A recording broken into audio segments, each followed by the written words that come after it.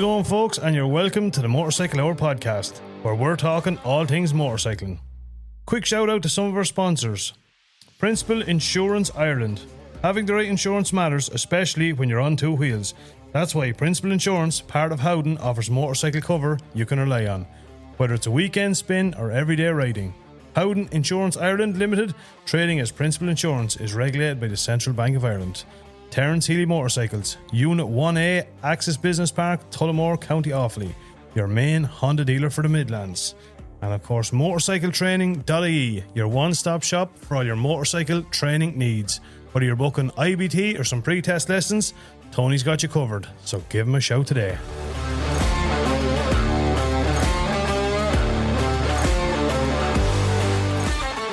And we are back with episode 90. We were a bit ahead of the game last week, as we called it episode 90, but this is episode 90, so fear not, we are all back.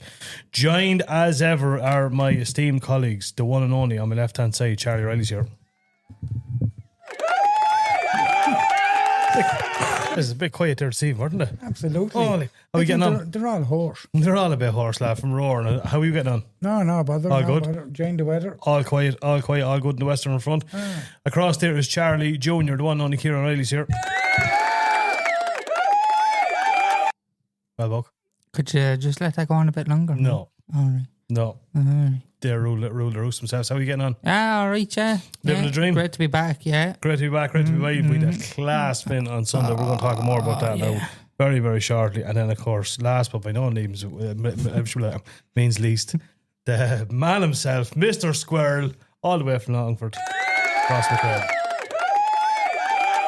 You know, that's going to stick there now. The mad squirrel. The squirrel man. The squirrel, yeah. The squirrel man. The squirrel. I think we spoke with that. One of our listeners sent in a picture of a squirrel. Yeah, I'm down in... With his face stickered on it. Yeah. Down Forbes. Good old. Boys, we have a great episode coming up here shortly. We have a very, very interesting guest coming up. I'm not going to say exactly who it was, but I'm going to give you a hint. I made the BBC.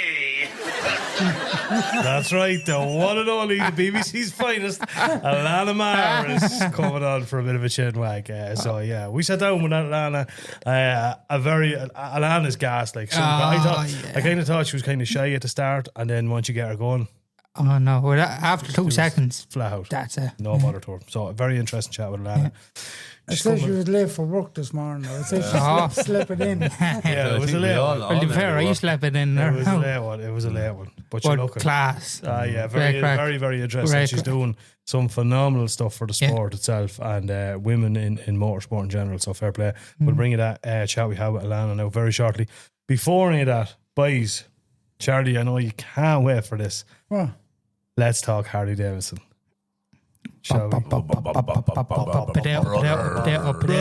Brother. Boys, we had some brother. Oh, yeah, we did, brother. brother. Had a great day, son. It was, I have to say, hands down, hats off to Harley Davidson Ireland, Harley Davidson Dublin, Harley Davidson UK, and everybody that was involved. It was absolutely phenomenal, the Harley Davidson experience. It was smashing. We all got to go over and test ride. Now, I know you did get an option to ride one, but you chose not to. Yeah. No. I didn't. No, I didn't. I wasn't. No. I wasn't in. What? No. What first and foremost, McQuaid, you brought one for a spin. What did you bring for a spin? Lowrider S. What do you think of it? Lovely bike. Yeah. Savage bike. Yeah. Didn't like it or did like it? Well, I did like look, the only complaint I would have had on it was obviously the same complaint you had. Yeah. Pegs. Way too high for me. Yeah. I think they're called, do they call them mids or something? Mids or, yeah. They were mids, yeah. Way too high. I had the Lowrider ST, savage bike. The power in them is unreal. Yeah. Like, compared to our Yorks, like mine's 96 cubic inch. They were a 117. Yeah, by What Jesus. are they though? 1900 cc. They're about to so, that. yeah. By Jesus, I tell you one thing, man. All joking aside, like she would shift. Was there any difference in the engine on mine and yours? It was just the fairings, I think. I think so. Yeah. You had a bit more chrome on yours. Little bit more chrome. Chrome gets you home, man. Chrome gets you home. Oh, I'm telling you. Fully bred chrome Yeah. section. What did you go, Kieran? Huh? What bike did you bring? I brought my fat bike with me. No, but what bike did you ride up there? Oh. When you were up there? No, nothing. Unfortunately, no. Just down to the edge and the limitations of my license because of my age, but there was a nice couple of bikes up there now I would have loved to ride. Like there was a nice fat bike up there with a nice airbrushed paint job on, and I was just looking at that. Was that That was the Marshall's one. Oh, the Marsh, yeah. Yeah, I've seen that's that one, yeah. Because I actually, would you believe I actually asked Mark when he was come back. Yeah. And he says, was that one of the bikes that you could ride and all? And he says, no, that was one of the Marshalls. Yeah. There was some really nice. The Marshall's ones were. There was another one of the Marshalls, I think, was it the Electric Light, the Yeah, red one? That yes. El Diablo. Yes. Oh, my jazz, man. That was. But Something like 1,200 of them. 1,200 of them made. No, And that done. was, yeah. Oh, the 11. paint And he job has on it. was class. Yeah. Oh, the He paint has, job. yeah. Even the fucking HT leads off the spark plug Yeah. were red, like, you know what I mean? Little Oh, details. coming up in it. out. Oh, jeez, it was fucking savage. Yeah. There was a lot of nice yokes. There was a lovely breakout. I just have a thing for a breakout. Did you like I didn't like the colour of that breakout. That was No, the kind of no. bluey. Burgundy. Was Yeah, it like a turquoisey kind of. Turquoise. It was, yeah. No, I didn't like that.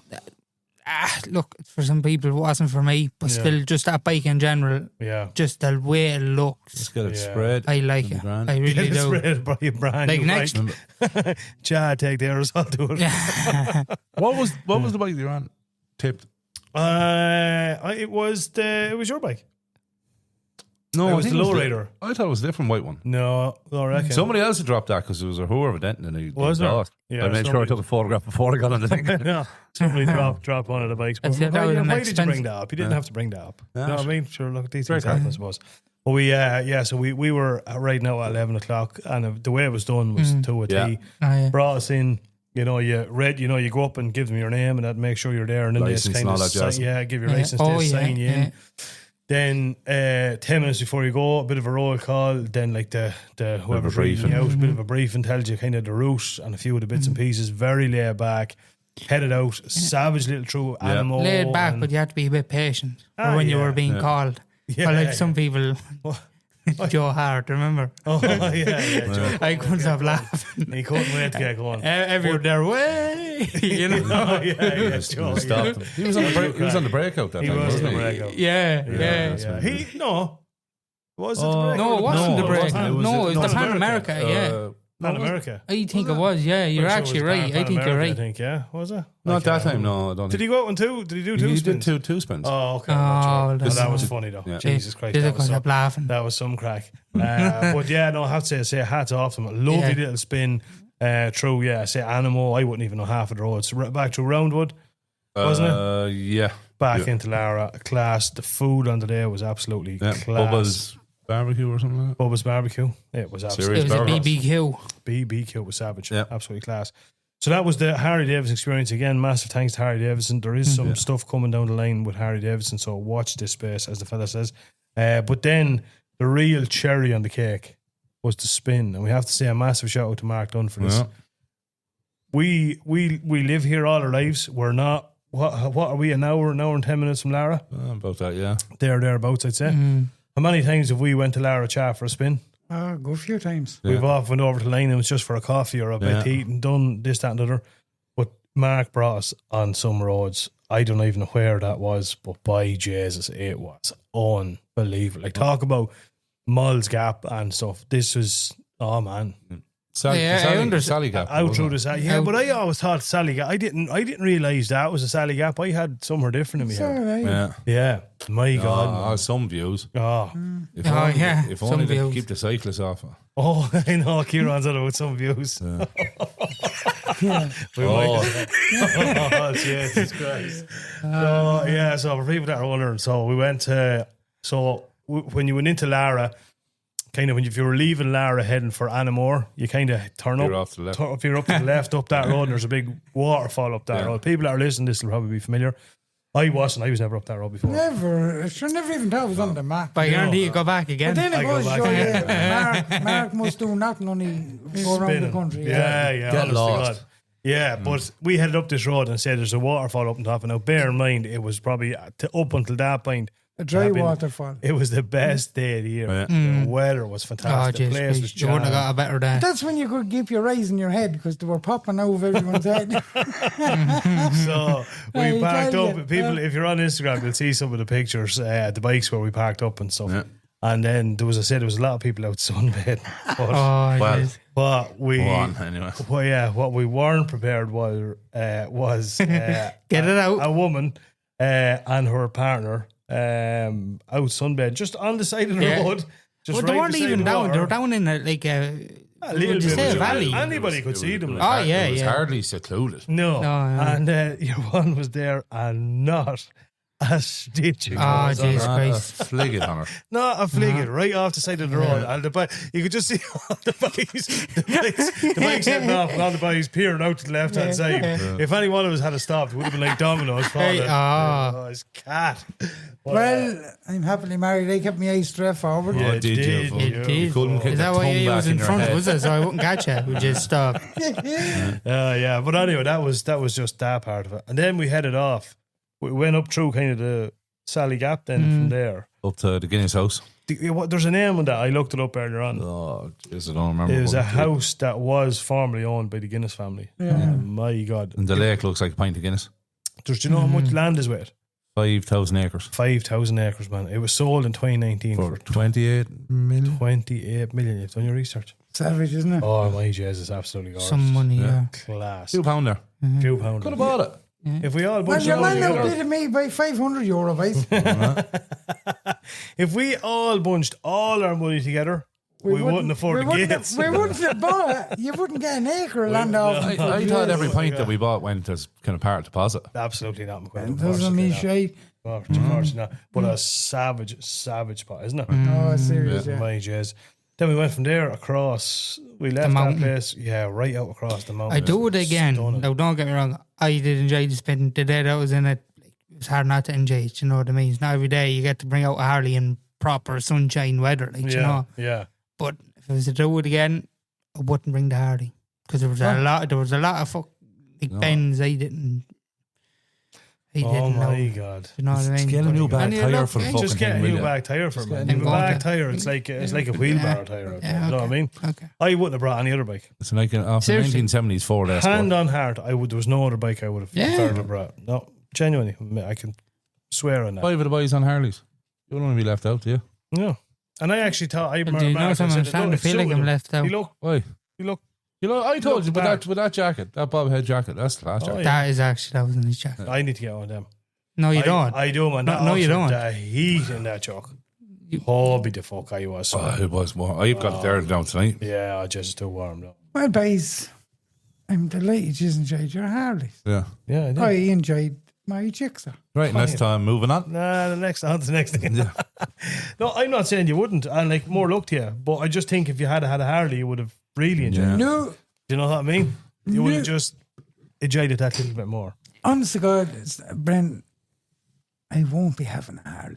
Well, you said about No, 15 yeah, times. but I No, changed my that's- mind. No, But you change your mind again tomorrow. No. I wouldn't worry too much about it. changed my You know mind, what I but mean? Yeah, No. 100%. no. Tiger's gone. Is it gone yet? Oh, Tiger's been picked up, I think Thursday. Thursday. Should be Yeah. gone. Fair play. I think before you do anything, because I seen one today, those Suzuki GT, not what Tony and James have, the other one. No, the other one. Seen one today. I'll tell you one thing, boys. They are a smashing That- bike. Seen one, Mark was Lovely detailing bike. one over in Terrence's last Friday. I went over and I said, they're lovely looking. Yeah. They're every bit as nice looking as In SX. Yeah. SX. Yeah. They're a lovely job now. I'm not kidding you. I'd love to go on one of them now, see what they're like. I don't know if the bars, they're straight or bars. They're straight. Yeah, Yeah, they're it's their straight. But, rentals. but the only thing I No, don't they think they're. come back. They come back. Oh, at do you. they? Yeah. Oh, yeah. Because I wasn't sure whether they were, do you know what I mean, No, straights. no, But they come back at you. No, they're nice. Yeah, no, they're nice. and I They're wonder nice. what year is the first year they came out? Like, can you get a 16, 17 one of them? No, they came out, I think, in 2020, Was it? 21. Was it? Yeah. But I don't think they're mental money though. They're not. No, sure, they probably wouldn't be. I tell you, I would. I'd love to go on one of them now. Honest to God, Really they're nice looking bike. Smashing looking bike. I see the one I seen today actually had a little bit of a higher screen on it as well. And I just said to myself, I said, fucking hell, man, it looks class. With that blue, it's that nice kind of light blue. That's the only colour they actually come in, I think, is it? And that's the one. No, The they one come was in. blue, black, silver, and candy apple red. Jesus, I don't think of Yeah. fuck. Candy apple red would be nice now. Well, Paddy, because Paddy Costello, he's a Suzuki dealer. Yeah. And myself and Noel went over one Saturday or something, and he had the candy apple red. It's full candy apple red, full silver, full black, and full blue. Go away. The blue one is nice. But they're gone. I do like the blue. They're gone. Gone, are they? Oh, they're gone out the So Saturday. you like that? I bet you they're priced fairly well. I think in around 15 or 15 and a Like half. out of the box. Out of the box, yeah. Are you serious? But Wait, is there boxes with that or no? No, you put get boxes. Yeah, for this month, they done a deal. You get the panniers and all with it for that money. Oh, 15 grand. Yeah. I would shop, yeah. I suppose it'd be hard to argue with that. What engine's in them? Is it a K5? K5, K5, is it? only detuned. If you bring it to motor tuning, they're up in Yeah, Dale. Yeah. Gary and them. Yeah. Bring it up to them and sure, they stick their fucking thingy jobby into it there, but bang. Away you go, fully fledged. Full fledged, on you go, boys. Jesus. Exactly. Yeah, no, I swear to God, I just think today, I met one coming out of Dublin there today and I said, PJs, man, they're smashing, but I'd love a spin them on out, see what they're like. They look nice. They do. Actually, Pat that was with us. Yeah. Pat's actually, you know the way Pat's after getting the 2022 XR. Yeah. Believe it or not, Pat has a fucking lovely 181 XR BMW. He's selling it. Oh. Yeah, he didn't trade it in. He bought this other one and he's going to sell this. Going to sell it private. I never said I wanted one of that. You could be coerced into doing that. With the back box and all. Go and all How much do you want for it? For a 181. 9.5. By Jesus, man, that's good value. Have you his phone number there? Oh, Pat. Yeah, I've Pat's. I tell you one thing, boys, that's some value. You want to see this show? Be the holy jeez, I tell you, I might ring him myself. We'll take a trade in for a tracer. But I know that what Tracer won't last. Oh, I love that But tracer. like 181 for that money is good money. They're a savage bike. You know what I mean? But They Pat, are a look, savage bike. Look, as you know about you after meeting Pat. Well, I tell Pat you, sound. you mentioned Pat Sound. loads of times in this podcast, and I couldn't picture him. And then when I met him on Saturday, that is one sound chap. Oh, he's 100%. By Jazzy is 100% chat. So And he's a dead lovely family, boys. Yeah. Like at the rally there, I met his wife, lovely woman, yeah, and his daughter Shelley, and actually Shelley's fella, yeah. mad cunt. Oh, Hightower. Hightower, I call him Hightower. He's as Why, was he mad as 5'5"? He isn't. He's 5'5". Well, that would be a Hightower to you, wouldn't it? But yeah, Sound chap.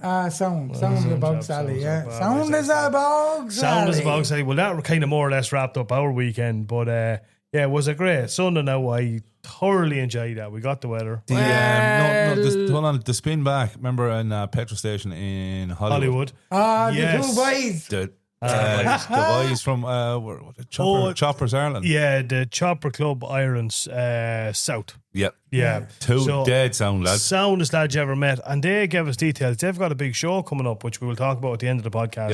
Yep. But that's definitely one to be watching now. But yeah, it was so funny. I tell We were in you, do you know what impressed me though? Yeah.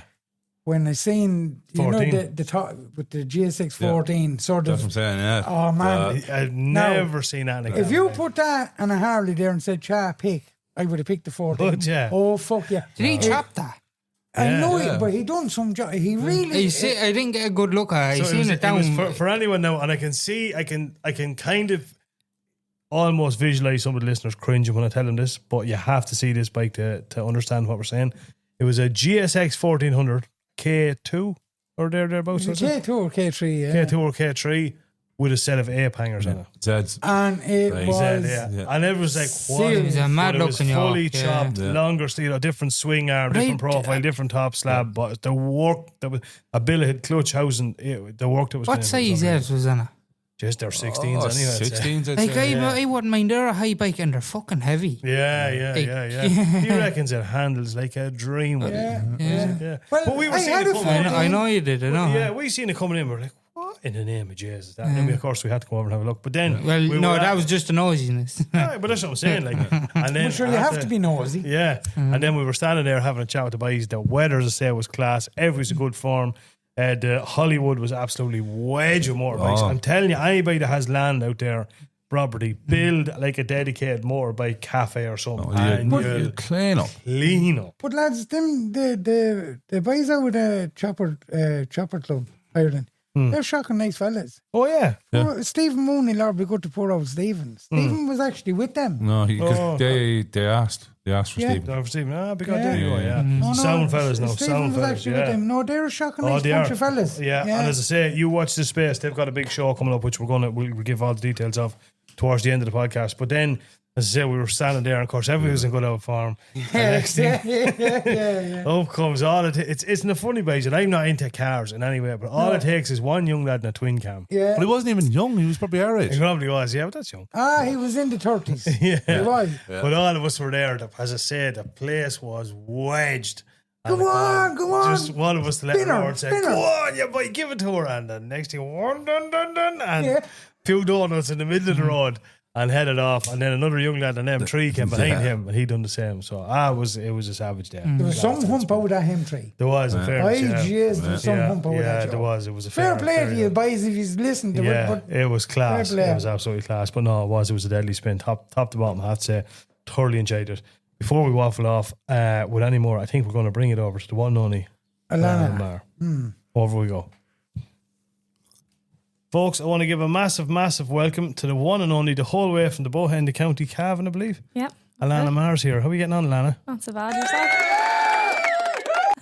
Have to get I appreciate it's not a boo anyway. Sorry. We don't usually roll it out for just anybody now in particular, but you know what I mean? When you've got TV royalty here, you have to roll it out. Come here, tell us a little bit, I suppose, like obviously we're familiar with you, and I think a lot of people in the motorcycling and things will be familiar. Give us a little bit of a background on how, I suppose, you got into motorcycling as a start. Yeah, I suppose I couldn't not be around bikes for growing up. Really good English there. Like from I was a toddler, yeah. There's always been pictures around the house of me with bikes either in the background or on a bike. My brother had a PW50, and there's a picture of me, like I'd say maybe like a year old or less. I was sitting on the front of it for picture purposes only. But it wasn't long until I actually was going around the house on the back of it with him. But yeah, my brother had the PW50. My dad was massively into bikes, and a whole dad's side of the family as well. Okay. Did your dad do any racing? Was your dad? No. He always had bikes. And like he was the eldest of the brothers as well. So he said that him and his brothers used to buy bikes and then hide them in the hedge up the road from like granddad, so he didn't know. They wouldn't know that they had the bikes. I think that was a common thing in Ireland. I think we can all relate to that story at some stage. Yeah. So, but they were like buying and selling them like every couple of weeks, like to get something new. So like dad, had over 100 bikes from doing that. But that wouldn't have been more recently, because recently he only ever had like a bike or two since I can remember. Cool. But like, and I think my uncle could have had maybe 300 or 400 bikes. They were changing them that much. Yeah, it was like every couple of weeks, every couple of months, we were trading them in for something else, or that is fucking Cavan people, lads. Cavan people. That's the they were Cavan actually they were Tipperary people. So that's they're even cooler. They're even fucking cooler, right? Yeah, Mara's real actually Tipperary, isn't it? Yeah. Holy jizz. So where does streamline then into getting into race now? I know there's a whole other Alanna Maher we want to talk about as well, from music to recently TV presenting, which was just like, as I said, we're going to talk more about that, but take us back to the racing. How did that all start, or where did that all kick off? Because you've obviously been very fucking successful at it. So I suppose I always wanted to race when I was younger. Which is it's an unusual thing enough. For you know what I mean? Because obviously I'm sure your friend and your female friends in school and stuff. Were you the only one? Were you the odd one out? Oh yeah, massive. Yeah. Well, especially when you're you're so into music as well. Like, I suppose I didn't really do a lot of like these things until I was older. Like when I was younger, again, like I said, we had the PW50 and stuff, and then Ryan got a quad, and my brother Ryan. Whenever he got the quad, I was thinking, yes, that means I've got the PW50. And like, I was never allowed to race. I always wanted to race, so it was like anything. It was just me and my brother. Anything that he was doing, I wanted to be doing. And I was a massive tomboy. Like I still am a tomboy, but I'm quite a girly tomboy. Like Mark. Nothing wrong with it. that's how you kind of segued into the racing end of things from a young age. Well, yeah. So I was actually not even. I started racing 4 years ago. Was that all? Yeah. Wow. Holy jeez! Yeah. I thought you were at it since you were like No, a that's nipper. no. And you didn't do any motocrossing first. You just went straight to on the track. pit bikes. Yeah. Okay. So yeah, from then I always wanted to race. That's the same with the PW50. Like I remember my uncle was up one day and we'd just been out on the bike, but I was on the back of it when my brother was never allowed to ride it myself. And I was like 7, I think, at the time, 6 or 7. And I was like, no, show me how to ride it myself. And like I'd watched everything that my brother was doing the whole time, so like I knew what I was supposed to be doing, but I suppose I kind of wanted the permission more than anything. And I was proper brazen when I was younger. So if you asked Dad why was I not let ride it or race, it was because he'll answer and say, because you were nuts. Are you the youngest by any chance? Yeah, it's just, There you go. That's the way it works. But so I actually, that same day, I took out the PW50 out of the shed after they'd put it back in. They weren't having their coffees, and I took it out and brought it to the patio door, and I was like, show me how to ride this. And they were like, no, Alanna, put that back. I was like, no, show me how to ride this. And they wouldn't. And I remember at the time the choke was actually the lever for the choke was broken, so it was just like a wire sticking out the side. So there I pulled the wire, kick-started the bike, and I was like, show me how to ride this thing. And they were just like, right, okay. So they actually showed me for fear that I'd just take it out myself someday and do and off I go. So like that was the start of me being on that. But and then when we went grass tracking with Ryan, so Ryan started off, he'd done like 1 or 2 grass track races, I think, before he went like motocross, supermoto, short circuits, roads, and that's how he kind of progressed. But did he do roads as well? Did you say? Yeah, did he he? done roads, yeah. Holy shit, I didn't know that. Yeah. He's an accomplished fella, in fairness to him. God love your parents. Jesus. Well, I know. So I think that was like, Mom was like, no, that's bad enough that he's racing. Yeah. You're not racing. Dad probably might have let me. But yeah, so fast forward then to, I think it was 2022, whenever Mondello came back after COVID. after COVID. I think that was the first. Jesus, when you think about it, that's fucking for you. Yeah. So that was like the first year that Mondello was back, and I was helping Ryan on whatever it was. I was just standing on the pit lane, and I was like, I want to do this now. I was like, that's it. Like I've had enough years of not racing. And then I kind of thought it was too old because I'd seen so many younger ones coming through, and they've been, you know, racing around mini motos and things like that from they were younger. And I had a pit bike at the time, and I was brutal on it, like so bad, because I was only out on it maybe like once a year if Ryan happened to go. You're not getting track time. You're not getting track time. Well, that was it. Like, and it's a good job there's no video on this yet, because there's drone footage of me in Athboy.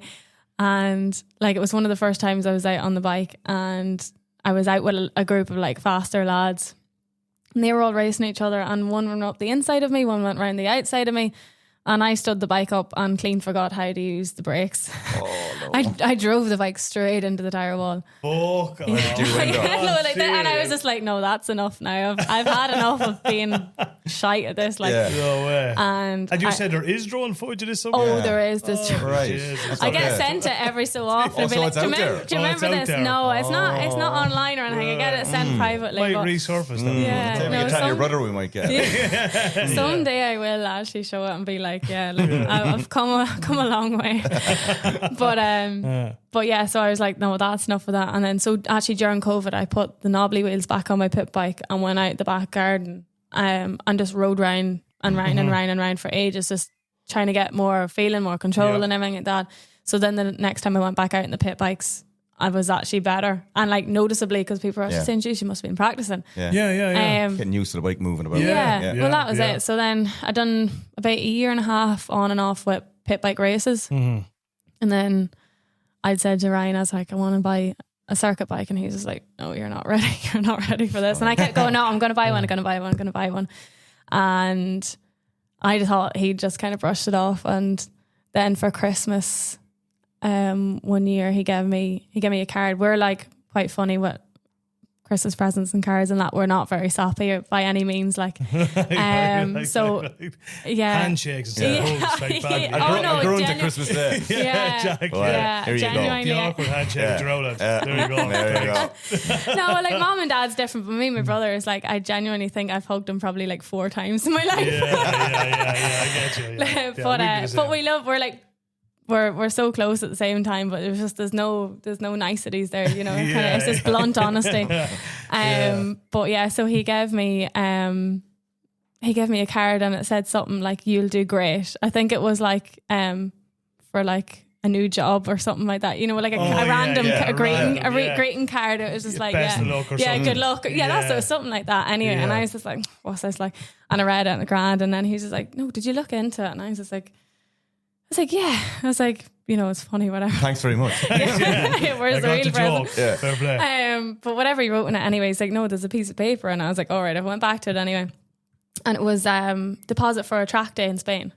Oh, nice one. Yeah. Shit, from the brother. Yeah, and I was as shocked as you were. Yeah, and I want to just say it's my brother is listening to the podcast. Yeah, exactly. Honest to God, You know. a lot to fucking answer. Yeah, a lot to It's answer. not like I haven't dropped hints, but Yeah. anyway, yeah. So and like that, it was a shock to me because again, we're not, you know, Yeah. we'd buy And each had you other got a presents. bike at this time? No, Right, that's so the thing. You had a. I was just like, okay, I better buy a bike. So No, bike bought. Like. shit, yes, Yeah. you got I suppose. Yeah, So you had to get So- get yourself in gear. yeah, so I was like, he must have been listening to me saying I wanted to go short circuit racing anyway. So yeah, and I went and got a 400, and so the first time I rode that bike was out of pit lane in Spain. No way. Yeah, I didn't fine. even. I should have rode it around the house or something, but I didn't. And where were you in Spain? Did you say? Almería and Almería. Andalusia. Yeah. So you literally. Oh, I had a pit lane, Really slow tracks as well. Like. and then I was like, yeah. And but you could obviously ride a bike. You were Yeah. Yeah. Like as in, at that stage, I'd gotten good on the pit bikes, like, Yeah. and I was like up the front of the pack. pack. Yeah, the pack Yeah. where I was on the pit bikes. bike's a lot different though than the old 400. Oh to be yeah, fair, it's like isn't a it? shop, or it's like a bicycle compared to it. Whenever I Yeah. got back on a pit bike afterwards, I was like, oh, this thing's so light. Yeah. But Yeah. no, just took it handy now on the first couple of laps and gradually got there, and I was actually doing all right by the end of it. Like I think one of the fastest 400s out there. Jesus. And then What was it? but Sorry, like- I keep interrupting. What was the 400? Ninja 400. Oh, Ninja 400. Yeah, Oh, yeah. fuck. And was the brother with you out there when you went out first? Yeah, time? he went out. So yeah. he was giving you all the pointers.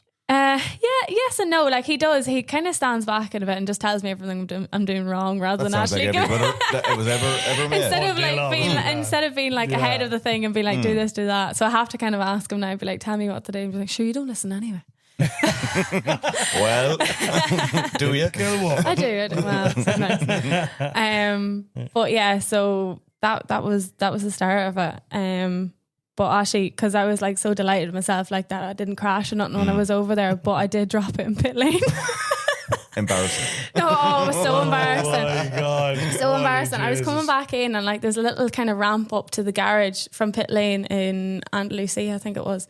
And when you're turning in, and I was like going to ride the bike back in, and then Rhina called me from the pit wall, and I kind of turned my head to look, and as I was turning my head, and it was like at no mile an hour. Oh, worse again. Oh, In shit. slow motion. Yeah, no, literally. And he just turned around. He was like, I don't know her. You're on your own. Yeah, I would do he the didn't even same. come near Yeah. me. He I was think just like, oh I my just God. wheel it back into the Yeah. Oh, I just step off and head on to the toilet. I was looking up new hobbies.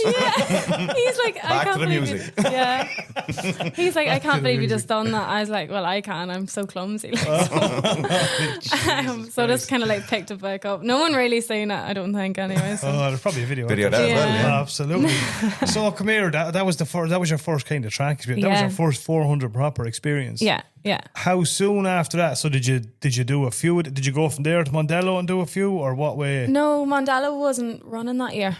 Oh, so, okay, yeah. Even the track days. Did you do any track days? at No, Mondello? I didn't bother doing the track days when I knew I wasn't racing there. I know that probably sounds counterintuitive to learning, but I Yeah. kind of focused everything then with Where you were gonna be racing. yeah, ultra superbikes. Yeah. Okay. So and I was planning on getting more track days before I started going racing with the ultra superbikes, because again, like I didn't want to be jumping straight into races after only doing one track day. Yeah.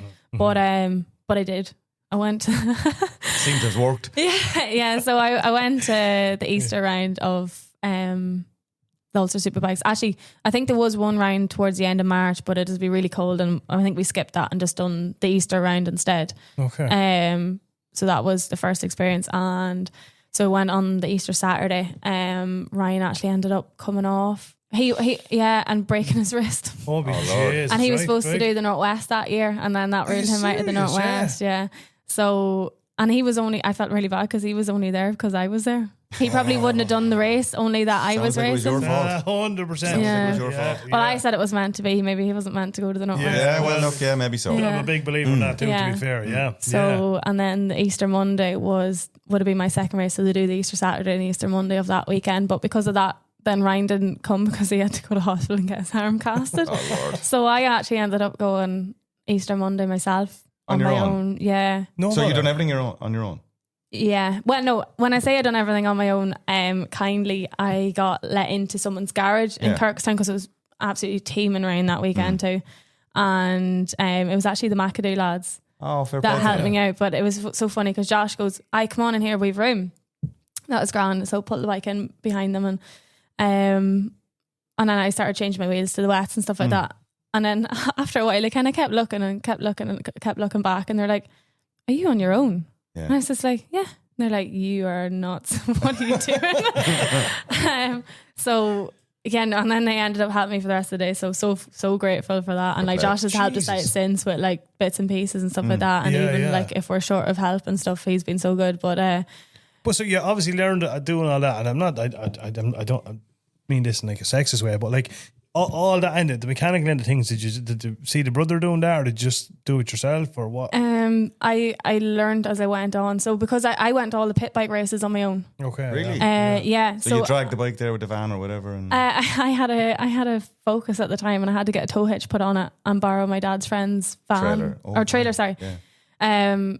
Yeah. So Roy Armstrong lent me his trailer very kindly, and I'd never pulled a trailer before. So I was And like, you have the license, I know well as oh, well. no, well, a single axle. It's only, it's grand. You're okay. So I was like looking in the rear view mirror. It was so dangerous because I was literally all I was doing. I wasn't even looking ahead of me. I was looking in this rear view mirror, thinking this bike's gonna come Disappear. off. But it was only a pit bike, like, and I had like it doesn't take much to strap it down. I had 6 ratchet straps holding that thing down. Bigger job getting it off the trailer. I'd say. One good cable tie would have done the exact same job. To be fair, I was like Jesus freaking Christ. freaking out that this thing was going to like topple over. But I actually, from going to the pit bike racing, I actually met a group of lads who are now like my friends. Like, and since yeah. like we race in Mondello together and everything. So like only for going pit bike racing, You and wouldn't like have made now them in this friends. group of friends, Yeah. who have massively helped me every time I'm going racing too, and like we all just help each other. Yeah. So it's great. But The pit bikes is a great way of getting yourself into it, isn't it? Massively, We've seen yeah. them over at Moto Expo, and I was talking to, is it P-Tech? That's or, right. Yeah, no, P-Tech, you're right. Is it P-Tech? Yeah, over and up by. yeah. And I think now I'm still waiting for the dates and stuff. But they were kind of saying they'll actually supply a pit bike and leathers, and you can hire that. Say for my own young lad, he's only 10, and he has a pit bike, but it's on knobblies. You know, he Yeah. doesn't have the full leathers and all that. And if he liked it, I'd be straight out in the morning. Oh, I'd yeah. buy him everything. I would. I'd fucking spoil him wrong. But I don't want to buy him, and then he go over and go, nah, this Yeah. is It's not for me, like. So Yeah. a buyer doing that, I think, at the minute, Yeah. which is fucking class. Yeah, and sure, he said come over. Yeah. So I'm going Sort to bring us him out, like. over, yeah. But yeah. it's Yeah. really entertaining racing as well. Ah, like, because yeah, it's it so is. snaps, forward stuff. It's really, really tight stuff. Like, it's great crack. I'd say you learn an awful lot. There's no prisoners when it comes to that. Like. No. Elbows out. Oh my God. Like again, my first pit bike race, Ryan came with me, and I had 2 pit bikes at the time. I just bought a second one, and he came with me and took my old one, and he went out in the B race with me, and he goes, "That is fucking dangerous." He was just like, "Well, what is going on? Why is it like?" Everybody carving one another up. Yeah. Everyone was just. It was just like kamikaze everywhere, and he was just like, "What is this?" He goes, "This you shouldn't be in this race." A mixture between bike racing and karate. Oh yeah, literally Mixed martial arts. But maybe, or like something. it does make it though. I think it does make it. And yeah, it massively helped me. Is a great way to start into short circuits, like, because it is daunting. Like if you've never really ridden a big bike before, or I'm saying a big bike, my 400 is big Yeah, to doesn't me. matter. Doesn't matter. But, 100%, You yeah. went out in a circle with it. And 20 other people doing Yeah. the same thing. That's it. Yeah. Yeah. Builds confidence. Massively. Yeah. Yeah. But Definitely not in phases you. I only know you 3 minutes or whatever length time. You definitely, like, just the way she's so blasé about talking about, done up the Kirkstown. Yeah, but I on just her own even just turn around and with the saying, bike. yeah, I just I brought the bike myself. Got a trailer off the outlet, got a hitch on the car, like and headed off. Fucking fair, folks. To you. Yeah, I'm just. It's more stubbornness, I think, than anything. Right. Oh, well, Like stubbornness is a good trait to have in certain ways. You know what I But mean? I know it just got to the point where I had been like that because I hadn't had the bike time. That's how the whole drone footage of me going into a tire wall happened, because I was only on the bike ever like. we will find it. I'll show you it after. Because I was only on the bike ever like once a year. And then because I wasn't getting that track time, I was only able to go whenever my brother was going because he had the van, could bring the bikes. And then I was at that stage, was like, right, if I don't do this myself, no, I'm never going to go. Yeah. So I had to kind of be like, right, okay, I'm just going to have to go and do this. So that was grand. And then, you were saying about going or learning mechanics and stuff like that. Yeah. Like there's only still so much I know. Like as in I can change my wheels, I can change my pads and things like that, like the main bits, like when it comes to like changing clutch plates and clutch baskets and stuff, Dad's like, let me do that. Yeah. But like I'm watching him so that I can You will do it if you so need that to. I'll just do it on my own. But like he I think he nearly rathers to make sure that he knows the stuff is right whenever I'm going out, because he's not always with me either. So, but going back to that, I learned a good bit of it from going to the pit bikes, and it was literally just like, right, I'm on my own here. If something goes wrong, I have to take it apart. I mightn't have even known what I was looking at the time, but I had to figure it out. Thrown into the deep Stand end. there with a hammer, hit. You know what I mean? It'll surely fix itself. Yeah, so it was stuff like that. And then one of the first track days I went to, then after I got the 400, I forget if I was like changing wheels or sprockets or something, whatever it was anyway. And I was just like, oh, Ryan, will you give me a hand? And he goes, no. And I was just like, what do you mean? Because when we were in Spain, he helped me and that was grand. And I was just like, nope. But I get it now, because that was purely because he was Tough like, love. he was like, because I knew it was a thing. He wouldn't have said it or explained it or, whatever. But it was like, it was because he knew he wouldn't have been always there, no, like Dad mightn't have been there or whoever to help me. So I need to learn to do it myself. So now he did come back and check everything I did to make sure I done it right. Oh, I'm sure he had a corner of his eye. He was watching you, all right. But he was just like, no, do it yourself. Like, did he? Yeah. But that was the best thing. Yeah, it was. Yeah. I remember meeting. He was over at Moto Expo, wasn't he? Yeah. Ryan Yeah. was. And we're taking the piss out of the stickers and stuff. Oh, shocking. He was there trying to put the stickers on the bike, and there was 4 of us standing there going, lad, you're after making a balls. And the president of Burbucker was under. That was super. I was like, lad, you're after making a house, so forget about it. Lord. Oh, he's so funny. Yeah. Yeah, I remember you come over to me and you're like, are you related to the pretty boy over there? And you were there, which one? That. Oh no, that's actually my boyfriend. Yeah. Oh, right, that's my brother. Oh, okay. Yeah. He was just one of those lads. He's really good looking and talented. Fucking brown. You know what I mean? Brown and sort of, and sound as well. And sound as well. Oh, they're the worst. Yeah. But it's hard to hate them. It is.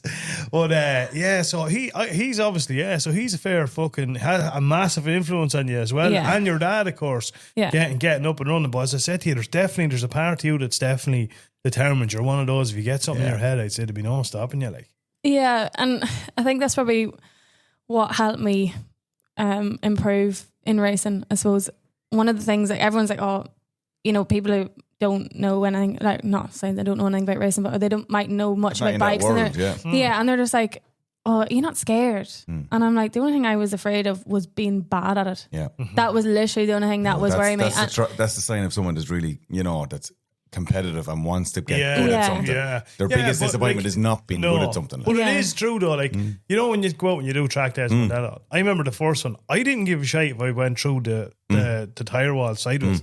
I just didn't want to make an ego on myself. Yeah. That was the biggest fear. That was it, That was the biggest fear. Or fall off coming into pit lane. I was literally at a stop whenever I dropped the bike. It was like it fell over, like going. It wasn't even moving forward at the time. It just dropped it on its side. Doesn't matter. It doesn't matter. I let my bike fall off the trailer in Mondello. You did not. I made it. I was like the night before, and I had a van. And I thought the bike could fit in the van, but it didn't. And honest, this is not exaggerating.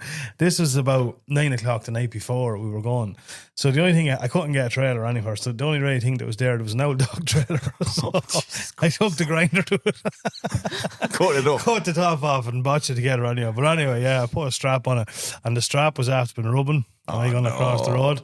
And I was just loosing off the track, and I was at the pulling in. I was late there. Everybody was there getting their bike off. They could see this half a dog trailer going. And you. Still with him, sharp edges. And you could just, everyone was just going, look at this fucking mug savage. He's from Kildare. 100%. And next thing I knew, was taking off. Next thing over went the bike and fell like completely upside down on it. So anyway, that was my little story there. So you're not doing too bad. Don't worry about it. Yeah. And then I got on the bike and made it really get out. But no, you're right. That's the biggest fear is like, cheers, I love make it fucking easy on myself out here, you know. Yeah, like and then as well, being a female, I kind of wanted to prove, like I still feel like that. I still have that thing that I want to prove that women can be just as good as men, if not better. That's what I was going to ask you next, actually. You know, how do you find it?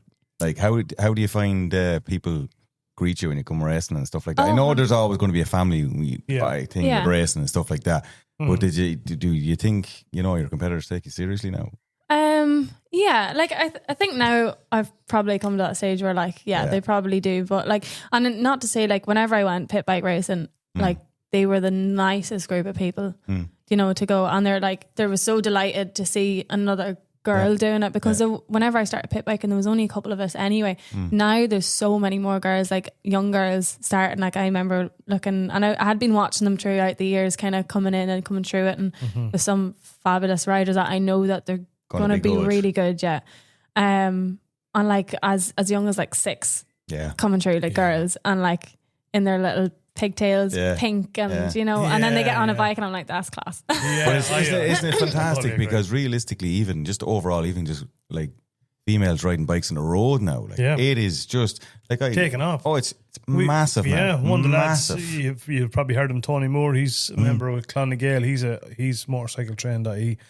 And I think he reckons at least 50% of what he's training now is women at the minute. Yeah. It's fucking great. Like. Yeah, brilliant. No, it's Brilliant. Yeah. And they're well able to ride as well. Like we were out there, you know, Janet was out with us there. She's a good friend of ours, and I have to say to her, and I don't often give her praise, but by Jez, man, she can ride a bike. Oh, she's not bothering her. No, I was seeing her going through the bends, and I was waiting for the brake light to come on, and it never came on once. No brake lights. I was like, what there you fucking go? So shout out to you.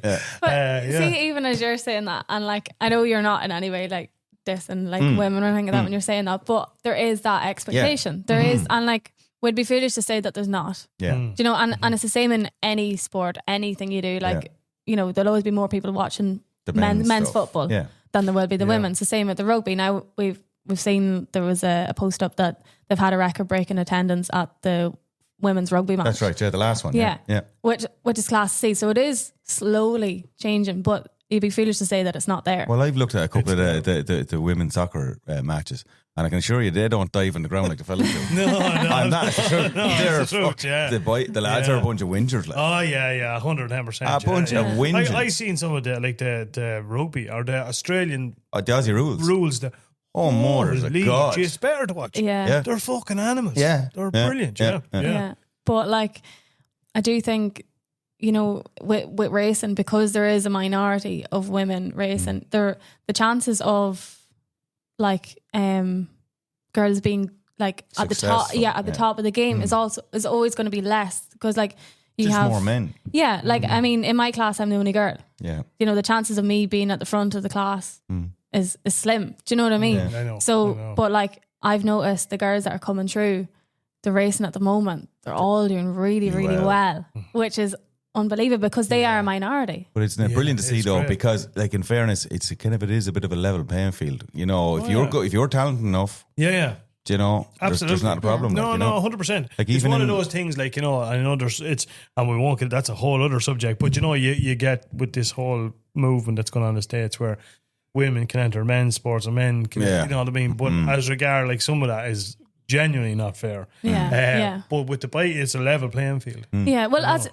as you get up to bigger bikes, say like with 1000 cc's, you do get that physicality limitation. Well, you know, but like, wasn't only here last year before, that girl in World Superbike, they were racing the ZXR 400s in a class, and she became world champion.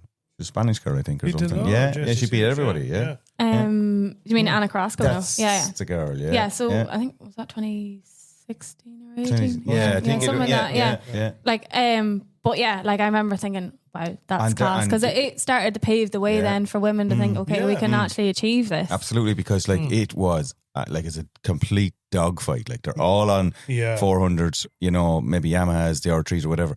But it was dogfight. Dogfight. Like, Yeah. and she was in the middle of this, mixing it up. Absolutely that's a- no, yeah. and she ended up winning it out. There you go. Yeah. I forget what year that was, Yeah. but no, like And do you find as well, like, in other ways, sometimes like as you were saying, like people are, they're so friendly and sound the whole lot, but then when you start doing well, which you have done, do they start kind of going, oh, are they less Pull friendly? back a little bit. Like well, not to my face. I don't know. Trust me, we've heard it. You're not having that wagon on there. I don't know. Like I think there is still like a mutual respect of anyone that's on the track. You know what I mean? I do think there is that. There is maybe, and I find like I have often heard like one slagging being like, "Oh, I was slagging." And it wouldn't have been the ones that I'm actually racing against. It would have been someone else being like, "Oh, I was slagging such and such there that they're getting passed by a girl." Lord. You know, Right. you know, and I've kind of heard that, Yeah. and I'd be laughing about that and thinking whatever. But like sometimes, like whenever I started, I definitely felt like I had a target on my back. Whenever it was not racing, track days. Yeah. Don't Track get days. passed by Holy the shit, girl. you Don't Yeah. get passed by the girl. Yeah. Because- oh. Because a lot of the time, the track day riders aren't racers. No. Yeah, yeah. The racers for will sure. understand, okay, if I'm getting passed by a girl, she's a racing. Yeah. You know, Yeah, whatever. She knows But what she's doing. yeah, Yeah. but and it'll just be, and I'll be in with other racers that maybe I might be racing against, and we're on that same pace, or we're battling or whatever else. But on a track day, and especially because of my 400, I do get put into the lower groups, so I could be like on the track with Throwing a out lad. with novices, like. Well, not even just novices, but like lads on 1000cc bikes. Yeah. Yeah, yeah. And I'm passing them into the corners because I'm Yeah. carrying so much corner Outbreaking them, speed. yeah. Yeah. And then they'll pass me in the straight and stand on the brakes in front of me. Yeah.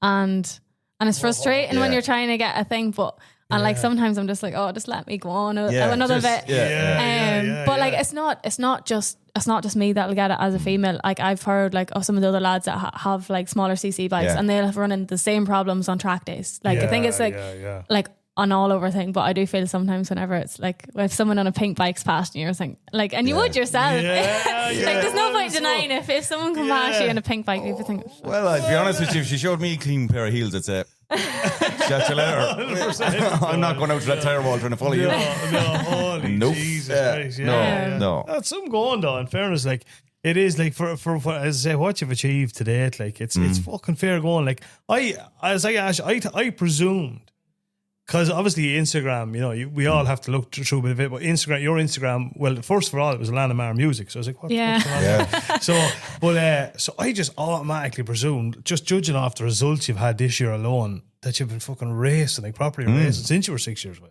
No. So it's some going in 4 years to kind of, or whatever, since to just go grab From- the bull by the from- horns from yourself. zero to From this. zero to Yeah. this, like that's some going, like Yeah, this is my 4th year racing short circuits. So, and some going. I'd only really done, say, 2 full years worth of racing. So I'd done the full season of Mondello, before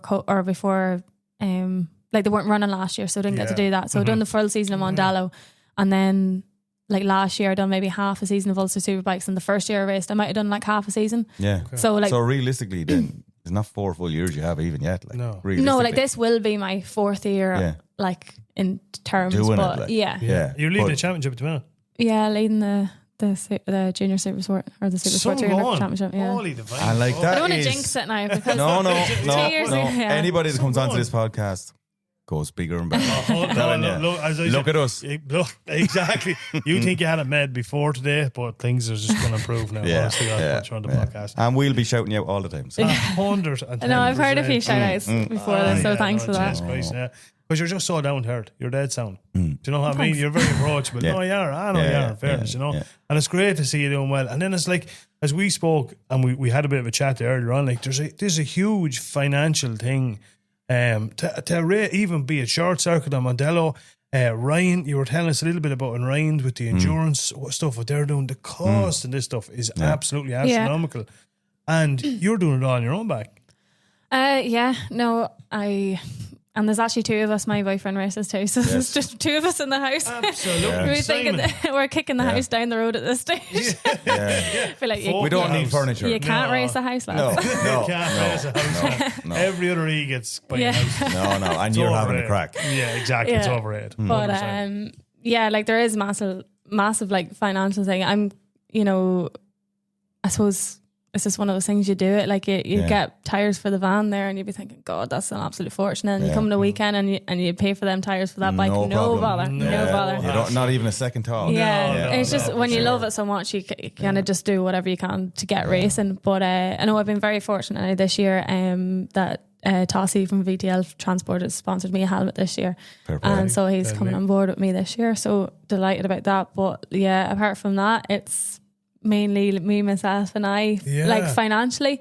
I have had mates that have helped me, like say I have a very good mate, Ryan, who sprayed the bike for me. Okay. And like stuff like that, which helps massively because of course. it all costs money. And Alan as well, who owns AK Crash Repairs, giving them a shout out. So Hopefully you're not visiting them too soon. no, I got strict orders now to keep that set good because it might not be sprayed again. That's it. You're only getting the ones. For good occasions. But I'm sure you'd definitely you'd be in a position to take on a few sponsors if you had for absolutely. a few tires, a few bits and pieces. Yeah, absolutely. Well, if there's anyone out there listening to this, like in fairness, like this girl's leading her own championship, like, 100%. and she's doing it on her own back, which is a massive thing. Like, so if anyone has a few quid there and wants to sponsor the next big thing, I'll tell you, I'll put it out to the calving companies. Prove us wrong. prove us wrong, because we all think you know yourself. Put the hand in the pocket. Yeah. So if there's any big calving companies up there now, lads. Exactly, Kingspan. You know what I mean? Let's just end the stereotypes. Yeah. You know what I mean? This will break them all, lads. This will break them all. I had so many calving jokes in the back, but I'm not going to do any. No, well, we might. Maybe just not on air. But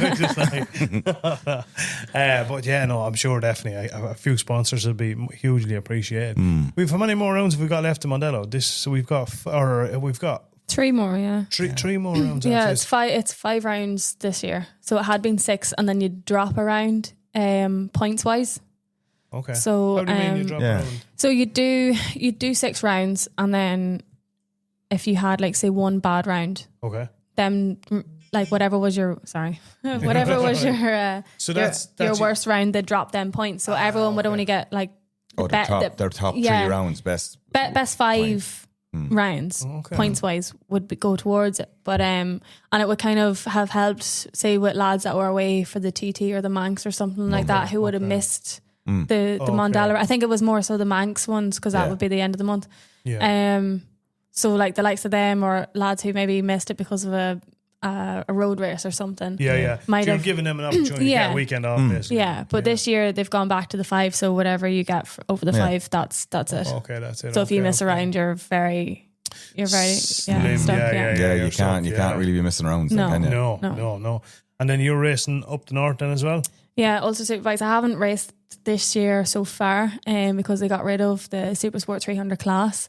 They're putting us in with the lightweight 400s. So like, I mean, my 400 does like a whole like 49 or 50 horsepower.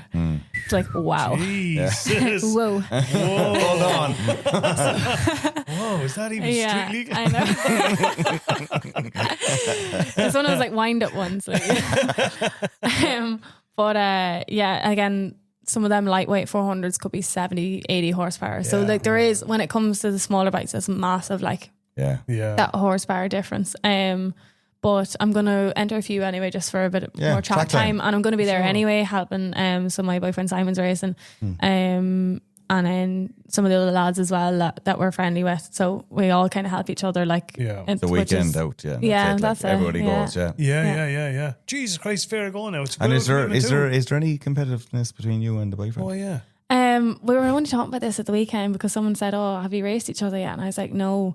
I don't think it would be a good idea for us to race each other. We're both too competitive. That'd be a very look, I'll put it this way to you. Journey home. If you have a bit of a row or something. Lover's tiff. Yeah, lover's tiff. Who gives in first? Yeah.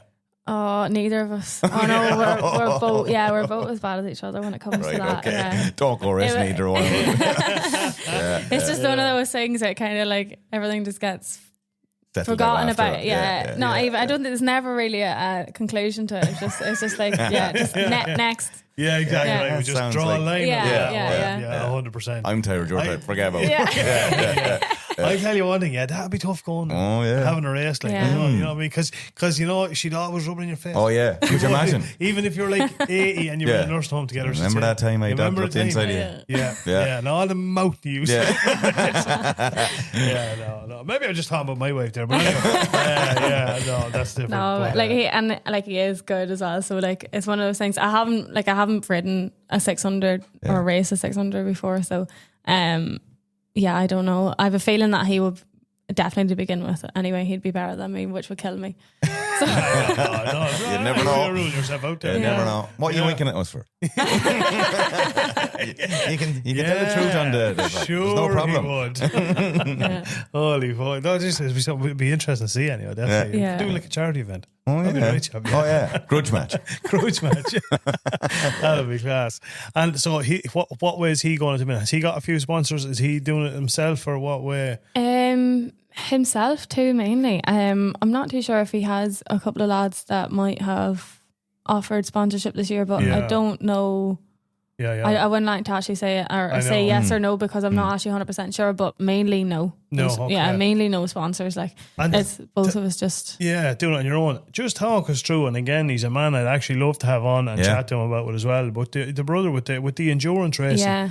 we were talking there about some of the costs and stuff involved. Yeah. And Eye-watering. Eye-watering. And I say, this is probably my own ignorance here. It's not something I was familiar with. Endurance racing. I'll be honest, it's not something I have. Obviously, when you describe it as being like the motorbike equivalent to Le Mans, it makes sense and stuff, but it's just not something. And I think maybe a lot of people are not familiar with it. So talk us through just a little bit of that. What exactly are we talking about endurance racing here?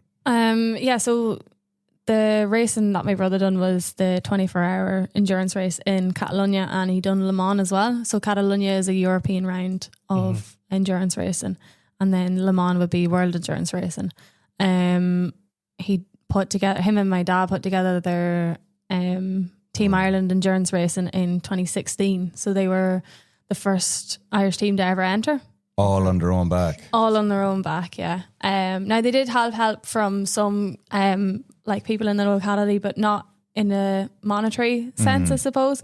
It would have been more like engineering companies maybe doing like stuff for cost or like things like that, or like not even subframes. It's more just even like the infrastructure for it. There's so much that goes into it that it's not just the bikes. So say like shipping stuff out and and like spare stuff and like even so much as like there's little frames that you can make up to hold the fairings. Things that you don't think of. Like but you need all the same. And like there's like lighting to think about, like whenever you're on the pit, whenever the bikes are coming in, you have these like forget the name LEDs, of it, but but the actual even the frame to hold the lights, like silly things that you don't think of, table and chairs for people to sit down to eat, there's stuff like that you had to go buy all this stuff. So 2016 they done that. Unfortunately 12 and a half hours in, the bike engine kaput. What were they? Devastation. It was a Blade at the time. Honda. My uncle Couldn't be.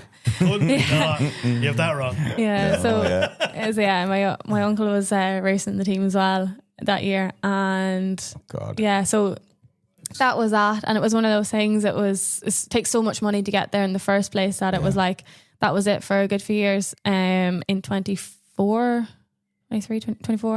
they entered Catalonia again, and it was my brother, Alan Kenny, that I mentioned earlier, a French rider, Christian Gentil, and Joe Ackroyd done it. And they podiumed, came third against like full factory teams. And it was like my brother and my dad put it together. Do you know what so I mean? much achievement. Like, yeah.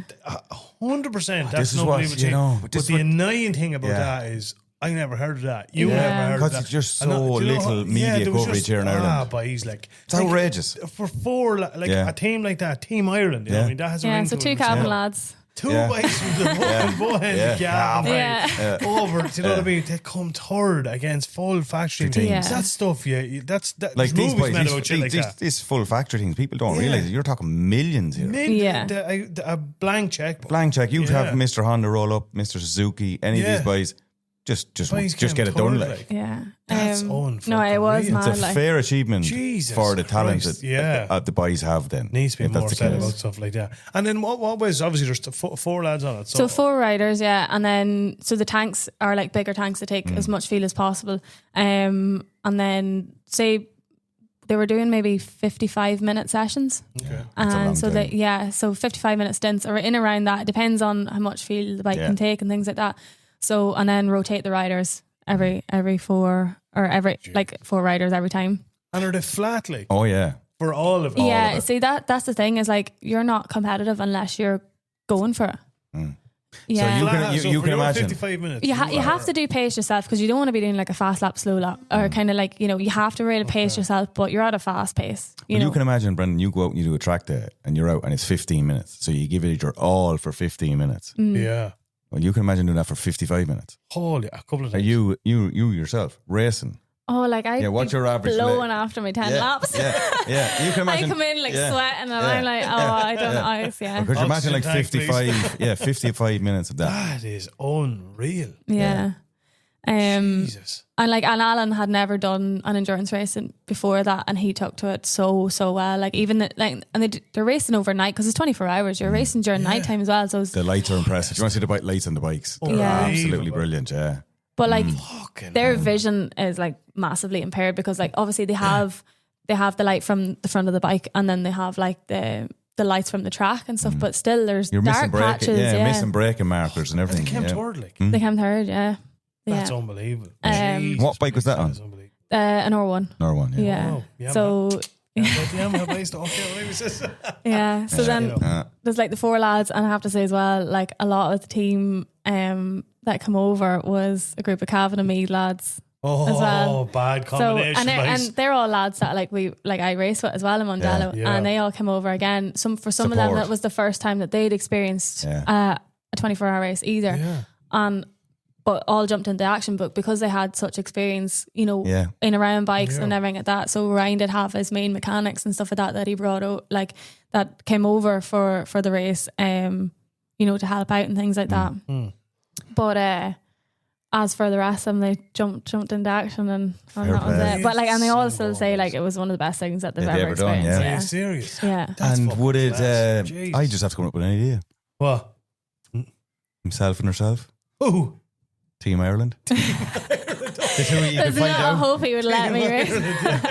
Why not? There you go. I couldn't race an R1, jeez. Didn't you? Not at all. Throw you up onto there. Away you go. Away you go. Oh, bother to you. No, it's Jeez, that's some going. Yeah, no, it was unreal. And like, is it how many of these? Is there just a couple of these throughout the year? One a year? What way is it? Is it like a championship? Championship, yeah. It is a championship. So the World Series is a championship with Le Mans, Spa, Boulder, and what do you call it? Is there Japan round. I can't think of the name. I know you on you're talking about. Yeah. Well, I haven't got a clue. In Japan. Yeah. No, I can't think of the name of it. Yeah. Come to me anyway. Yeah. But yeah, so that's the 4 world endurance rounds. I really enjoy it. I watch it now. Do you? Yeah. I think it's fabulous. Like it's just beyond there, and I watch it now. You go off and you can go back 2 hours later, still on, and you're watching the timing boards and how things change as the race progresses. And even the difference with when you have the different riders on it. The difference in the times with the different riders. It's just brilliant. Picture the amount of tea you drink in oh my 24 God. hours. I'd just hook it up in my veins. This is a tea fanatic. But geez, that's going fair play to them. And then as you were saying, and you don't have to lay it out if you don't want to. But the cost, you told us the cost. I'm like, oh my God. Yeah, I'll leave that for Ryan to tell if he wanted to. I'll not go into that. But incredible. Fair play. It's a lot more than a lot of people think it is. Oh, jeez, well, we were way off. Well, look, I think basically, racing is just a blank check. It is, yeah. Absolutely. Really, and that's why we're saying here, if there's anyone tuning into this, or even if anyone is interested in supporting Team Ireland endurance racing, because that 100%. Was you know, Ryan and Dad put that together, and we're by no means rich. I know. It's just one of those things, know. like, you know yourself, when you have such a passion for it, you'll do whatever. Oh, yeah. you You'll know, find it. Yeah. or you'll do to without get something there. else. Of course. She's not Yeah, rich. but that's it. Yeah. She's saying, not rich. You see the big flashy trans van out there? I've seen it. I've seen it. That's the Yeah, calf. absolutely bogging. It needs a good wash. I have to say, slightly I'll change the subject. There honestly must be a ball of millionaires in Cavan. It's the best houses in Ireland. Oh my dear Jesus, man! Yeah, I've never seen anything. It's unbelievable. Oh, yeah. Oh, be the holy. The place. Hollywood of Ireland. I swear think to God, so? I never. The houses in Cavan are unbelievable. There's money there, boys. Listen, lads. I was in. There's money in them hills. Yeah, I was in. And I'm not gonna. Don't give away your location where you are. But I was in Kilcogie. Is it Kilcogie in Cavan? Kilcogie. It's not far. Kilgroggy? No, I don't know. Kilcogie. It's not far from like Finney and stuff. It's not far from there. Mother of Jess, man. You may as well be in Beverly Hills. Never seen house. Which is nice. Isn't there 365 lakes in Cavan? Oh, One there for is. every day of the year, yeah. Oh, yeah, 100%. Yeah, but there's fucking 365 millionaires anyhow. I'll tell you that. These houses, anyhow, that's completely off subject. But come here. So talk us through what's the plan then for the rest of the year? Obviously, you've got 3 more rounds of Mondello. You're going to keep the pints going. Are you looking? Have you hopes, or are you just going to kind of? Definitely keep it Mondello anyway. A few rounds of the Ulster Superbikes as well. I have a couple of other things that I want to do, but again, it's all just financially, is it feasible? Because not only are you paying for it, you're also taking off work. Yeah. And that's the other That end could of be it. another, Yeah, so it's like Not every employer is going to be, you know. When you're disappearing maybe on a Wednesday or Thursday, maybe, you know, and you're not back till the following Monday. You know? It's not so bad when you're racing at home, but like if you are, like, say there was a couple of things that I wouldn't mind trying out, some club racing and things like that, or over in England. And I was even looking at Derby there for the Isle of Man, maybe to try it and things like that. But again, like you're not able to go off on the Saturday for that. You're talking, you're eating into your week there. So, but yeah, it's all the things I'm looking at, and then just trying to schedule in, because I'm never really at home. I'm one of these people. I'm always on the road, so like I don't want to be away too much either. I know. So you have to get the balance right. Yeah, that's it. No, I'm lucky at the moment. I can do a bit of everything. You know? I know. Yeah, That's that's the it, other like, side of you it too. know, Yeah, well, look, you're very young. You're still very fucking young, I suppose. You're young, I'm not. But you're young, like, in the name of Jesus Christ. I don't know. You have your whole life ahead of you. I get back pains now whenever I'm getting up, so I don't know. I feel like I'm old. It's when you start growing and when you're getting up. I done it myself the other day. I was like, Jesus Christ. When I wake up, it's like the computer has to do a diagnostic check first before I actually put my leg out of bed. Is everything is everything going to engage here? If I get out of this bed, or I'm just going to fall out of it, like, you know. So, you're okay. You're okay. Yeah, you get there. Come here. Another thing. Well, there's a couple of other things I want to talk about. But as I said to you, I messaged you going back a while ago. Sitting there, Northwest 200. I was like, oh, jeez, I know exactly Couldn't what I'm believe going it. to do today. I'm going to have a look at Northwest 200. Flaked it on. I could hear Philip McCallan there. Next thing, look, and because you were a little bit of a distance, if that's not Alanna Maher, boys, it's very fucking like her. What was the story there? Kept that one fairly quiet. I know I didn't tell anyone I was doing it. My like immediate family and stuff like that might have known, but I didn't even tell any of my friends that I was going doing it. So like that morning, about an hour into the not even, I'd say a half an hour into this recording, my phone was like hopping in my pocket, and I looked at it, and it was all like my mates that it was all my mates that I'd like be racing with and stuff like that, and they're like, oh my god, well I nearly fell off my chair, and you actually messaged me the same thing. I was just like, what are you doing on the telly? I was just like, am I like, one of them was just like, sure dude, you're on the telly, and I was just like, am I? I was there looking going, this is not going to end well. And how did you find the whole experience? I loved it. Yeah. No, it was like at the start it was nerve wracking, and there was points where I was like speaking, and because it's been put on the hop with questions, and I was like trying extra hard to sound good or to sound natural. Well, you're presenting. You're not just like having a normal conversation. You are. You're describing situations. That's going you're on. trying to be like professional about your responses and things like that. So there was a bit where I was maybe overthinking stuff, and then after I'd said it, I'd be like, "Oh God, where did that even come from?" Like there was some stuff, like there was a couple of phrases that came out of my mouth, and I was like, "I'd never I'd never said that in my life before. I was going to send you the clip of, do you know, Talladega Nights where Ricky Bobby. Oh, I don't know what to do with my hands. Everything went real. Literally, that's what I was thinking. I was like, I'm going to be like smashed this. Be like, I wake up in the morning and I piss excellent. Piss excellent. Yeah, you absolutely did smash it because you did come across as being very, very natural, and you were having a good crack. You were enjoying doing it too, like. Which is a big thing because if someone's having a bit of crack, Yeah. it brings an awful lot to it. Like, you know, it's not all too serious. You're You know, right at that. Thanks. I was definitely more rigid like day one because even Simon, my boyfriend, was like even saying to me, he goes, "You were holding the microphone with two hands." I was like, I know, I was actually cold and kind of nervous, and the mic's kind of heavy. It was heavier than like even like my mic for singing. And like there was one of the times where I actually went and met him during one of the breaks, and I was like, "Hey, will you hold that for a second?" And he's like, "Oh, it is actually heavy. Is that why you're holding it with two hands?" I was like, Right. "Yeah."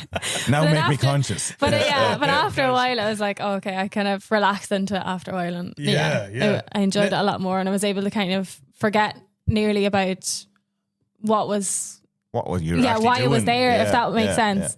I think it's the kind of a thing you nearly need to be. It's like. Yeah. If you Sitting feel down for a chat. comfortable and you're having a chat, it comes across as better. Here's me saying this: I haven't a fucking clue. I would be like Ricky, but I would freeze. Sweat and start pissing on me, and I just run off and jump over. And how did you find the guys that you were working with? Oh, class! Yeah, they were so lovely, so lovely, and really helpful, and like even. Like they'd be reassuring me all week because I'd be like so second guessing myself all week. So after like we just finished filming like a wee section, and they might go up to the commentary box or something like that, and they kind of tell by my face because I'm like looking at them and being like, "Was that okay?" And they're like, "No, Alanna, brilliant, yeah, that was good. This is good, blah blah." And like, they were like, "No, perfect, grand." Which like I kind of needed at the start, and even towards the end of it, I was still going, "Was that okay?" And would you found that actually harder to do now than actually get up and singing? Oh, massively harder. Yeah, Really? like I sing away all day. I hate the talking. Right. Like I don't mind talking. Like we're having you get up on conversation here, so it's grand. But see, whenever I'm singing, I hate the part where like I'm talking to the crowd. Okay. Unless they're like absolutely buzzing and it's easy and you're just like, you know, you're feeding off their energy and you're like chatting away. But see, like I've had a few pub gigs, and like I only take on the gigs now that I really enjoy, that I know are going to be really good crack and things like that. But I've had like whenever I used to sing full time for a living, and then I was teaching music as well, and I was so you'd have to take every gig that you got because that's how your you pay the wages, bills. you know. Yeah. So I've had a few gigs where you'd have a tough crowd, and I'd be like, "Oh God, what am I even going to say to these people?" Like, Jesus, you know, and like that bit would like freak me out if you get me having to be thinking, right, what am I going to say to these ones to try and get them going, and you know, and have the crack. And whereas I'd sing songs one after the other all day. Would you? Yeah. Oh, That's mad, isn't it? I would literally crawl under the door saddle. And to be fair, everybody would prefer you to crawl under the door saddle and squawking. How did that, like, again, you're one of these people that's obviously fucking very talented. It's Browning though. It's Browning, isn't it? It is. That would make it feel bad about yourself. I'm rude at everything. I'm a master of nothing, but I'll give everything a go. You're a fair bit better than the rest of us. 110%. I'll give everything a go. What story the music? Where did that all start? This is obviously a big passion. Yeah, massively. Again, it was one of those things that I probably only started maybe slightly later, but I suppose it's probably normal for most singers. Like I would have always sang in primary school, like anytime there's a play or something like that on. I would have been Mary in the school play, you know. No way, would you? Yeah. Holy jeez. Well, no, for the singing part, and anyway, whenever, we would have been the props. I would have been the back end. I would have been the back end of the ass out there. So they have us directing the cars. So like stuff like that, like in school, I would have always, you know, done the singing. But there was other girls as well that would have equally, you know, been singing. But I always loved music. Music is like a massive thing in our house. There's always some sort of music playing, and I suppose I have as much as I sing country music, I have a love for every type of music. Like I would have been always stuck in the garage with Dad, and it would have been, AC/DC, Guns N' very good. Roses, Meatloaf, you know, Eagles, all that kind of crack. And like, depending on my mood. Your dad sounds like a fucking legend. He is. Yeah, He is a legend. He is a legend.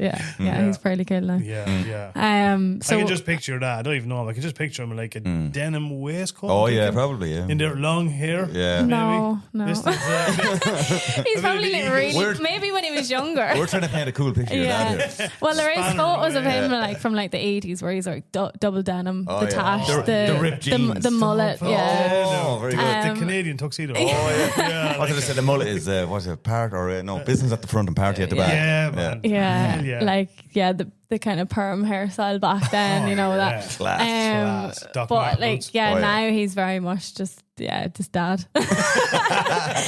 I know, but he's still cool. We He's still think you're cool. We think you're. I don't even know you. I think you're a legend. Yeah. So you start and confidence. You definitely had the confidence to get up and sing anyway, and even as you say in school plays and stuff. Yeah. So like, throughout school, and then the country music then came from like mum, I suppose, mom's side of the family. So again, in the garage at dad, it was all rock music. In the house at mum, it would have been like everything, country music as well. Like from mom's side of the family, my grandparents would have been massively into it. My aunties and stuff like that.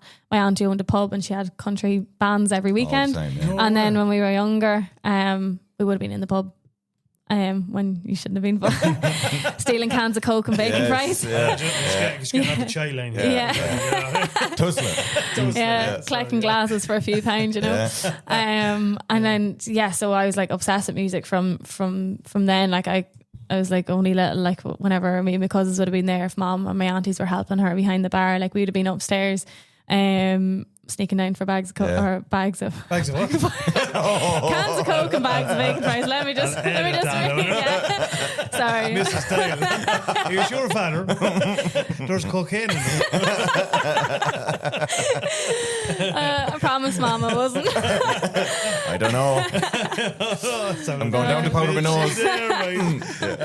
I was 4, like so. Right, okay, well, That's meant to be the worst. Yeah. That's Calvin. It's Calvin is right. That's But yeah, so moving on. There was so there's country bands in there, and then like mom would have been mad into country jiving and things like that. I kind of all through secondary school I didn't sing very much. I think it's one of those things when you're in secondary school you're kind of cool. not even Or too cool. maybe You're maybe too afraid or awkward for it. Yeah. So I actually started singing when I was in college more so than anything. I was 17, 18, so I went 17 I went to college.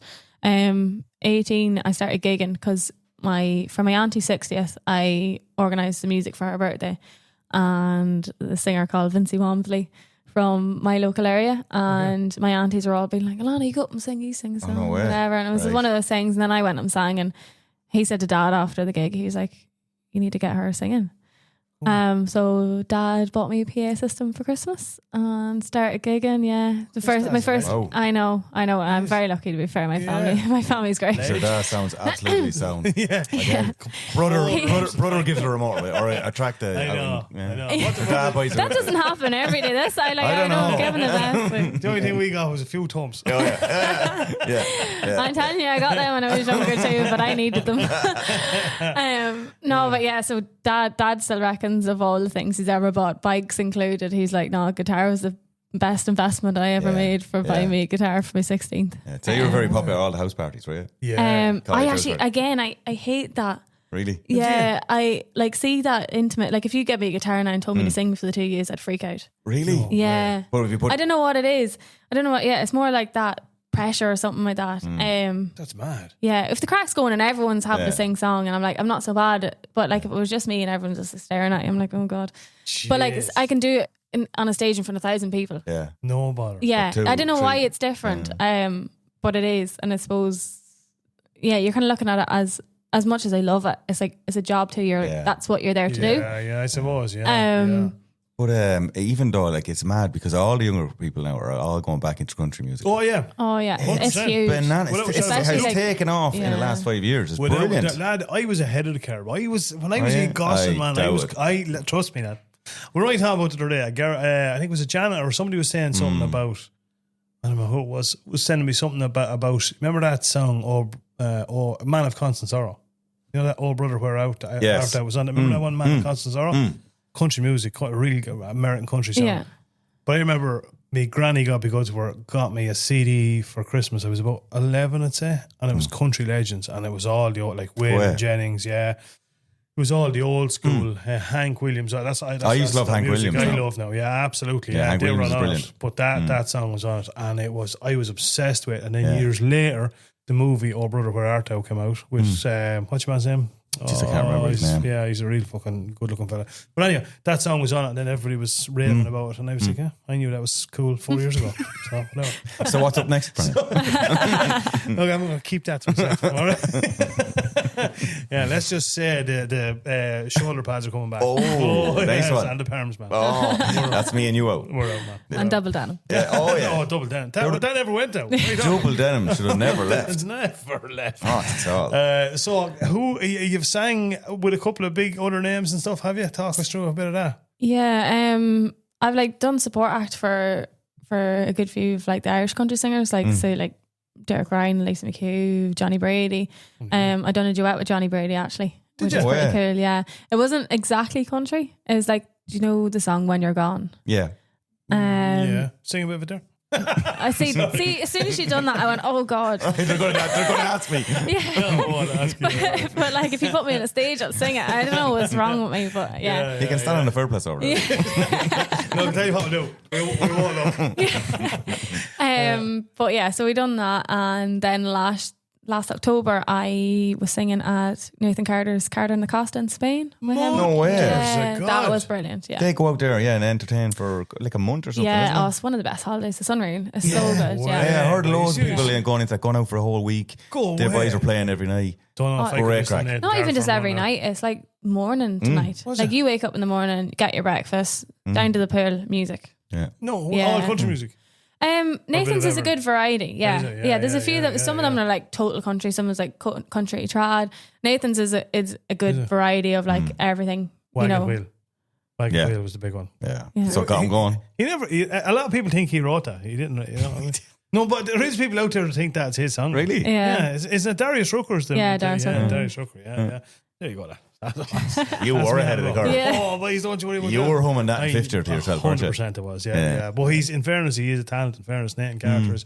Don't hear as much of him now. Is he still? Oh, going he's still on fat. Is Yeah, he? his concerts mainly. So he doesn't really do the dances anymore. Okay. But like, okay. yeah, whenever I love jiving as well. So I do. Do you?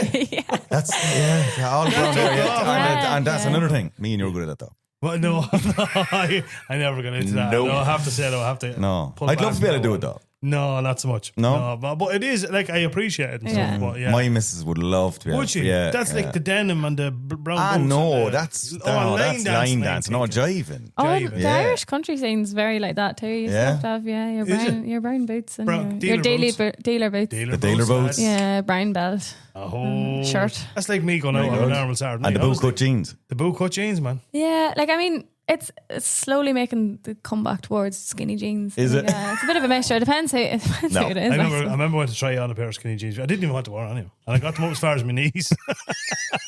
I said, here, what's the story? Sprung off your leg like an elastic band. Taking a jump off the trampoline into them. I said there was a malfunction in the factory this day anyway. Yeah. 100% anyway. That's right. But so with the music, is it something you're going to keep pursue? Are you going to keep going at? Yeah, definitely. Like I moved from, as I say, I used to do it for a full-time job. Now I have the luxury of being able to pick and choose the gigs that I love Which and is that I great. want to do. Yeah, and so I'm still doing that at the weekends when I'm not racing. When you're not ready. So yeah, Do you want to tell us what your actual job is? I am a health and safety advisor on construction sites. I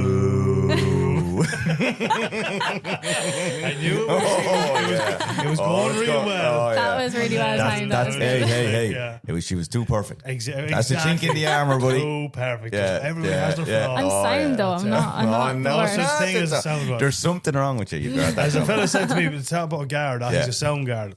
still a guard. Yeah.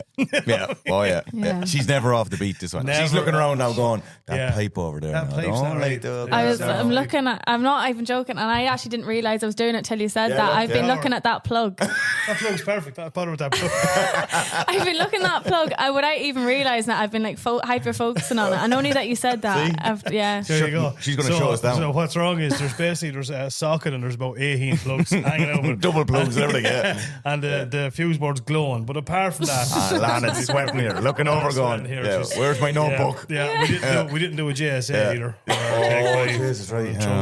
We're in trouble. Come here. I have to say, fair play for coming on. I'm after thoroughly and enjoying that. Yeah. I have one other question for you. Is Lee Johnson as small in person as he is in the camera? Yes. Do you know what I mean? Yeah. You know what I It mean? was only whenever actually He's funny. a few people said the same thing to me. It was like, I didn't realise till you were standing next to them because they know how small I am. Yeah. Like I'm 5'4", but now I did have my platform Converse on. So Yeah. like I was beating him a wee bit there. And then there was the odd time where he'd go to me, he'd be like, you're on the slant, you're on the high bit, get down. He goes, we'll swap over. I know, but like, I remember years ago when the Panic Alleys came out first. He was at Mondello, and I don't know how he ended up riding one, but anyway, he was there. He was absolutely ballistic fast. Was he? But I just stood in the pit looking at him trying to take off. you serious? He kind of had to. Lads kind of had to hold the bike both sides, and then he just. He went. But like he was gone. Dynamite. Yeah, he's dynamite. Yeah. And he's. I was thinking, like, you know the way to say, I was looking at him on the thing, and you know the way to say the camera adds £30? Yeah. I was like, that can't be true because then he wouldn't exist. Sorry, I actually want to ask you a question too. I love, Lee Johnson, if you are listening, I actually love your YouTube channel. You're a very funny man. It's brilliant. And his camper van is Yeah, it's class. Yeah. I Sorry. know he was brilliant at the commentary as well. Like He's very witty. and he was really helpful as well and signed to me whenever I was doing that. So yeah, Yeah, no. big hats shout off out to Lee. Johnson. Thanks Yes. for that. Good on Yeah, Lee. fair play to Without him. a shadow of a doubt. Who would be your biggest influence in racing? Who would you aspire to be like now? Oh, I don't know. That's a hard one because everyone like I got asked before like who is like my racing hero. Your brother. Boyfriend. But like anyone if you ask me my favorite rider, it's Valentino Rossi. Yeah. I know Very he's good, past rider. Yeah. Yeah. But as for now, I don't know. I think at the moment I'm just trying to be as good as I can. Yeah, as good as I can be. That's the proper answer. Like before, I would have said definitely like Anna Rosco because of what we were speaking about before. Like she was, one of the first She to broke break the mold. to break She through. broke them all, Yeah. Now you have like I think is it Kayla, the girl from America, who's or the girl who podiumed at Daytona. That's right, yeah. And now she's like got the first female to hold a Supersport lap record. That's Like unbelievable. she's doing really, really well now, and again, it's bringing more women to the forefront. So, like, I've like such admiration then for females like that are kind of coming through that. And yeah, I suppose for me at the moment, I know I've probably only got so many years in me because I started racing late. Like I'm 31 now. I don't mind saying my age. 31 now? Yeah, 31. So like, there's only so many God more love her. years that realistically, lads keep going. They keep going until they have to stop. It's not Like, stopping you, Ed, or sure. Yeah. Sure. You know what I mean? Yeah, sure. Look, in fairness. 31 is, Yeah. that's fucking mad young. You know? It is when you're 45. Wouldn't know all about it, thanks. Still in me mid-30s myself. so Yeah, no, you passed your mid-30s 4 years ago. I friend. didn't Why mind don't say we? that. Yeah. I'm in 30. What am I? 8, 7, 8, there. Go on, are you? Thereabouts. Yeah. Yes, you have loads of time. yeah. But I still got a good few years left for me. But Yes. like, there's only so much. I've only got a window to kind of do everything Yeah, you want that I want to do or get to where to the place that I want to get to. So I kind of have to fast forward that because like I wish I had started when I was younger. I know, But it was just one of those things. And then the other thing was, now you have pit bike racing and things like that. It wouldn't have been as prevalent whenever I was growing up. No. Do you know, Absolutely. you would have It's had motocross and that would have been it. That was it. It's Yeah, a a bit lot of grass more- tracking or something. Yeah. Yes. It's a lot more accessible. It still, I think, has a long way to go to be more accessible to people. But exactly as you say, even the times when we were growing up, Yeah, it not was, at all. It Yeah. was like You'd hear about it up and down, You but it was would, never but, like, something that you no, think there's something you could get into. You know? Yeah. 100%. Yeah. So like even, and I'd also put it out there as you were saying, like that P-Tech Academy, like they're now going to do, as you say, let people try it out, which is unreal. And I've often said there's been a few girls that have come up to me you know, at the races, and they're like saying, "Oh, I was thinking of getting into racing, this, that, the other," and I'm like, "Listen, I've got a pit bike at home. Take it." Because like I'm not one bit precious about it, and I'd be delighted to see that if someone takes an interest and decide that they like it, as you say, it's better off to try it before you go buying all the gear and the bike and everything like that. But like, and decide if it is for you, because you can just as easy, and there's no shame in that if you get on it and think, no, this actually isn't for me. You know, grand. You've tried it. Well, I think you're inspiring a lot of young ladies now coming on, young girls coming on. I think it's brilliant. Honestly, it's what sport needs. It's what motorcycle needs in general. Full stop. Without a shadow of a doubt, everyone can be involved, and it's brilliant. And when you're standing on the top step and you're, you know, absolutely making your way, we that's need, it. Like, we need you know, more Alanna Mahers. Absolutely, just to hook her down the head. There's a few people at home now. My family would say if they had another one of me now, I don't think they'd be too happy. Look, listen, a load of more Alanna Mahers, but not in the health and safety. No, exactly. Just don't trip up. Don't go down that road. Yeah. But no, like I do think, like a really important thing is like to see women, you know, in them positions for like other. Because there's a lot of little girls that I've seen, even like your own daughter, Hannah, that was at the race, and like, and I could see her eyes like widening whenever she's seen the bike because it was pink. Do you know? And like, and then you know, that was the first. I don't know if that's the first time that she's ever seen a pink bike, or maybe in that setting. I'd say it is. Yeah, no, it is. You know, for sure. Well, apart from our one, I haven't. But like, as in to say, right. It's not so much even that it's pink, but it's more to say, oh, there's a girl riding that, and the thing. I could actually do that too. Absolutely, you know, whenever I was little, I didn't think women were allowed to race. Yeah, that's mad. No one told me that, but I kind of had in my own head that women were allowed to race. For boys. I'd never seen a girl racing. I was like, I think it was like 2003 or 4 maybe. I was at the Ulster Grand Prix. My uncle was racing at it, and I seen Anita Buxton. Yeah, and like she won her 400 race round. Ulster Grand Prix. Well, to be honest with you, the first really one I ever seen was sort of Jenny Tim. And, yeah. You know, that's like you know, and like my uncle's partner is Carolyn Sell. She was the first woman, or first or only woman to win round the Isle of Man TT circuit. Jesus, so in the Manx, she won her Manx race. Wow. Yeah, and like how long ago was that there? Oh, she'd kill me if I got this wrong now.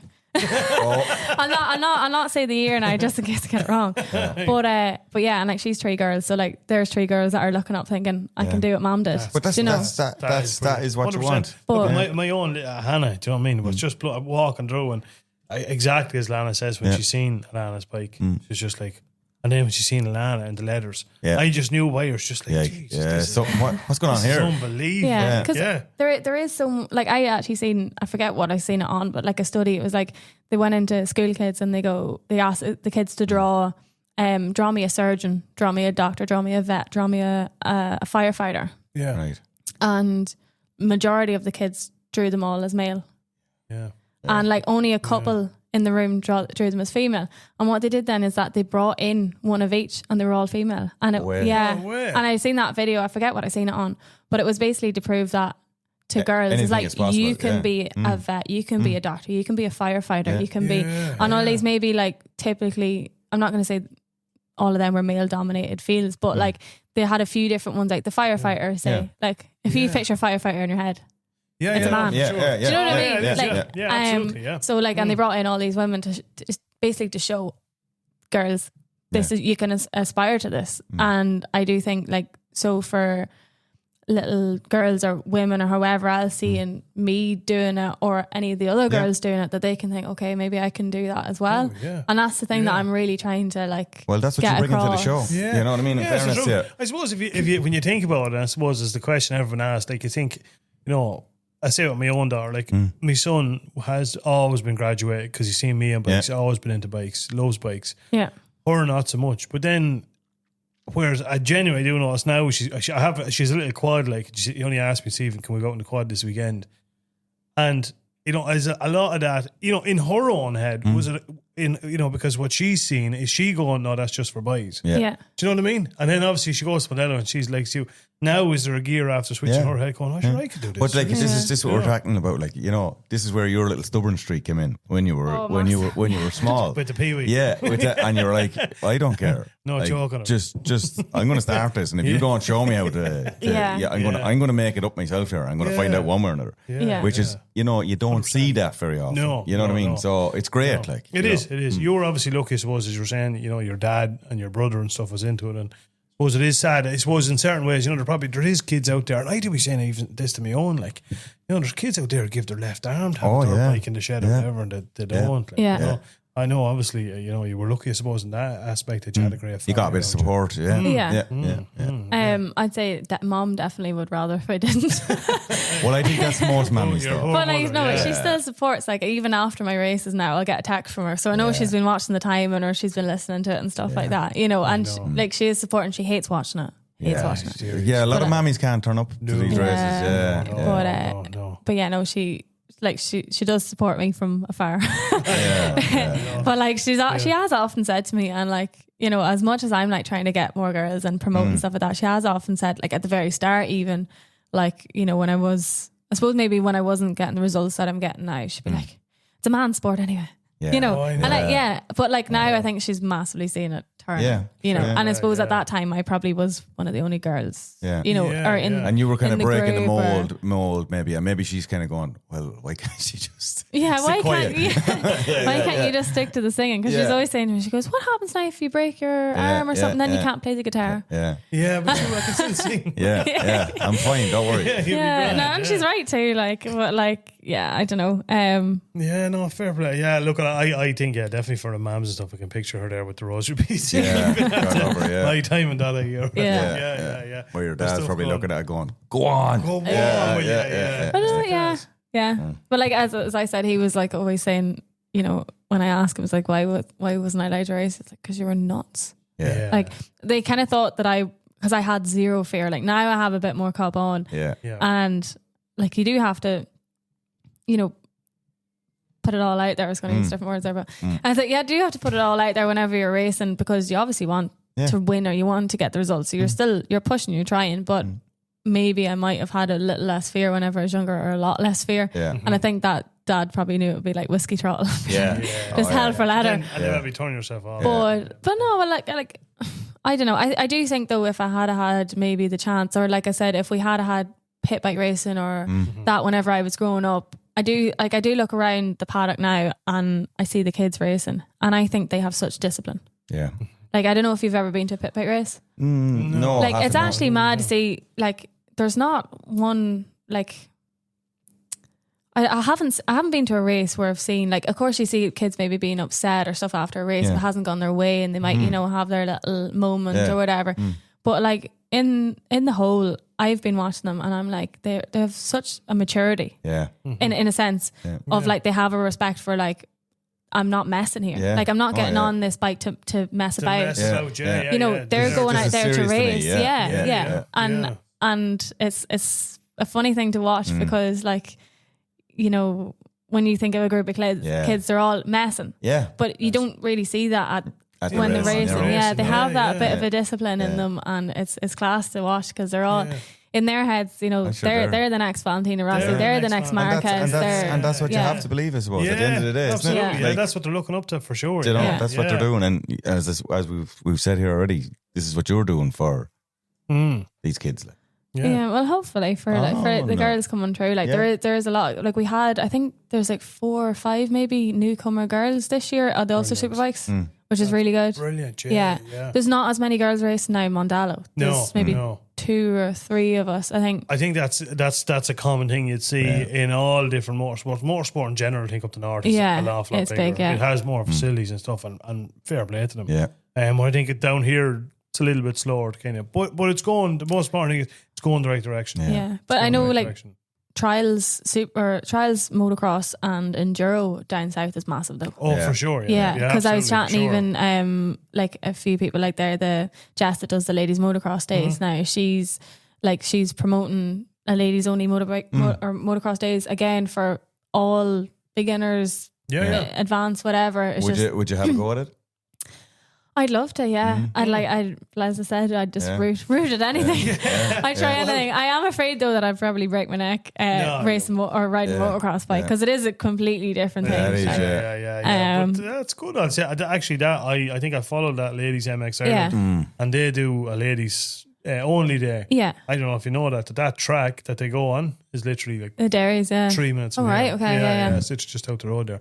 Savage facility. We've given them a shout out a couple of times on the podcast. Great facility.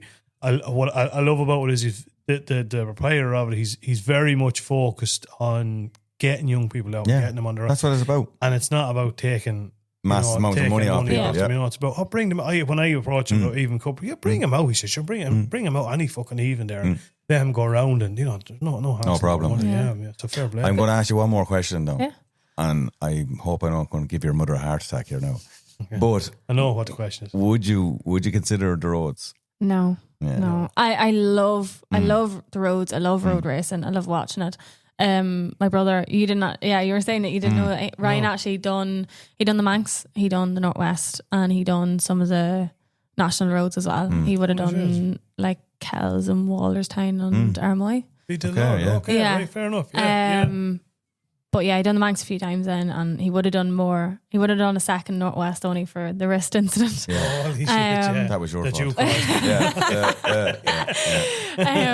But yeah, so he done the roads, and as much as I loved it, I couldn't, like, I found it difficult to watch him. Yeah. Like I was there helping him and everything like that. But and doing his warmers and his helmets, whatever else. Wasn't allowed to mechanic at that stage. And I don't even know if he'd still trust me now. But yeah, so I wouldn't do it myself. You now. wouldn't do it no, yourself, I no. just No. It's a different discipline. It is. Yeah. It really is a different It discipline. does demand a lot more respect than I think Yeah. even some people give it credit for. For sure. Well, look, Yeah, at the end of the day, like, you know, you're dealing with no runoffs and Oh, stuff like yeah. that, and it's a lot less forgiving. Yeah. Different Than story doing a short altogether, circuit. Yeah. So we'd You be know. all the same.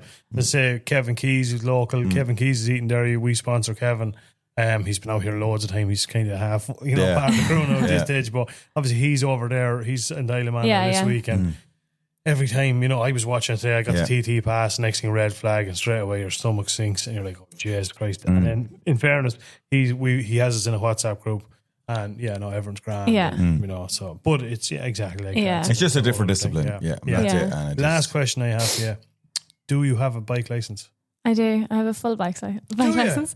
But you're gonna laugh whenever I tell you what that's I the have. first racer that ever came here that has one. First racer ever. I tell you, actually, I got my bike license before Ryan did, and he gave out to me whenever I said I was going to do it. Because he's like, "What are you doing that for?" Yeah. Because we would see this. I know you're gonna like hate me for this, but I was like, we would see it as more dangerous than the circuits. Yeah. And a lot of people find that mental. I But see where you're going. Right? Yeah. But yeah, whenever I was doing my test, I actually felt the most unsafe on a bike as I ever have done, because I was looking at every end road thinking, who's going to pull out in front of me and things. Yeah, like for sure. Ryan done his test a few years ago as well, and a cat pulled out in front of him, a car pulled out in front of him. Yeah. And like the tester was like, geez, you done well. But Ryan was like, only that he was racing and had that kind of, if he was actually a learner, he would have been off. Yeah. 100%. So there is that kind of other outside factors that you have at the road. But yeah, I have a full bike license and a Honda 90.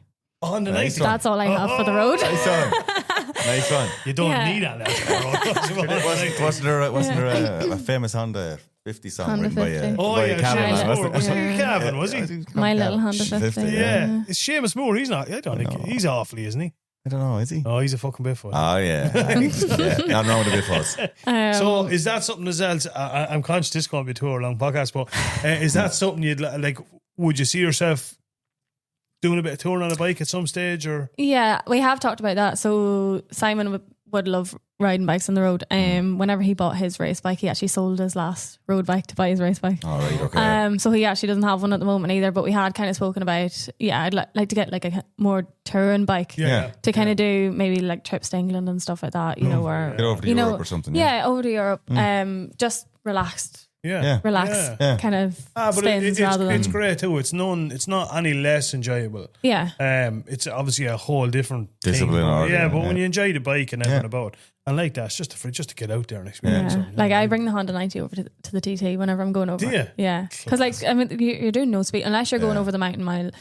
There's no. Yeah, no need There's for no anything else. because really. it's like 30 kilometer zones everywhere. Yeah, and the cops are everywhere. Oh, they're mad. Everywhere. Yeah. Yeah. So like I'm just like tipping along on the 90. It's grand. Yeah, take the 90, right? But the 90. I did 2 years ago. Yeah, I did go over. I done a full lap on the 90 now, it was rough going over the mountain because it was keep left, get out of the I way. was like banging it down like second gear, and it absolutely just it was revving out like mad. Screaming his head off. Screaming.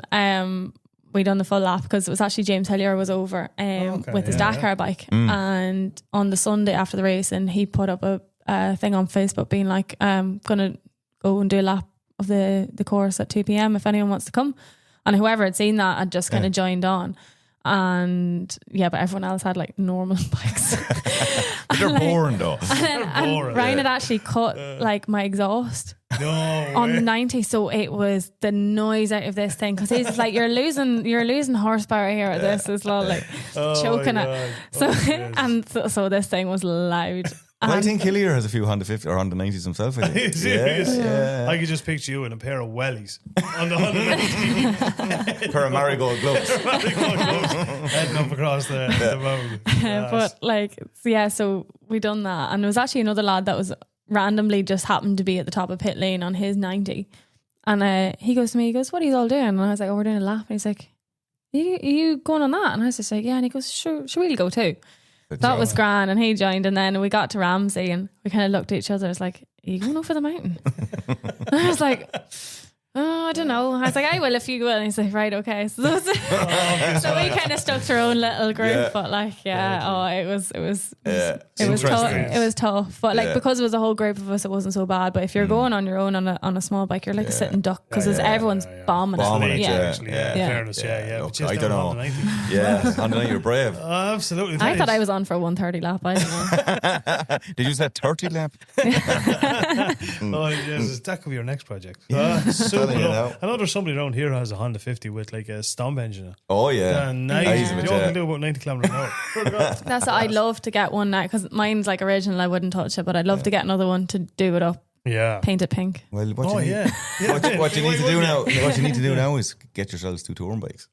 Yeah, no, that is the next thing. Like I have been looking at it, but again, when you're racing, it's just you have to one thing at a time. I've bikes to get rid of at this stage. If anyone's interested in a project, Super Dream 250N, I've got one. Oh, put it out there, yeah. So that I bought that to like do it up, set it on, but I never got to that point. So.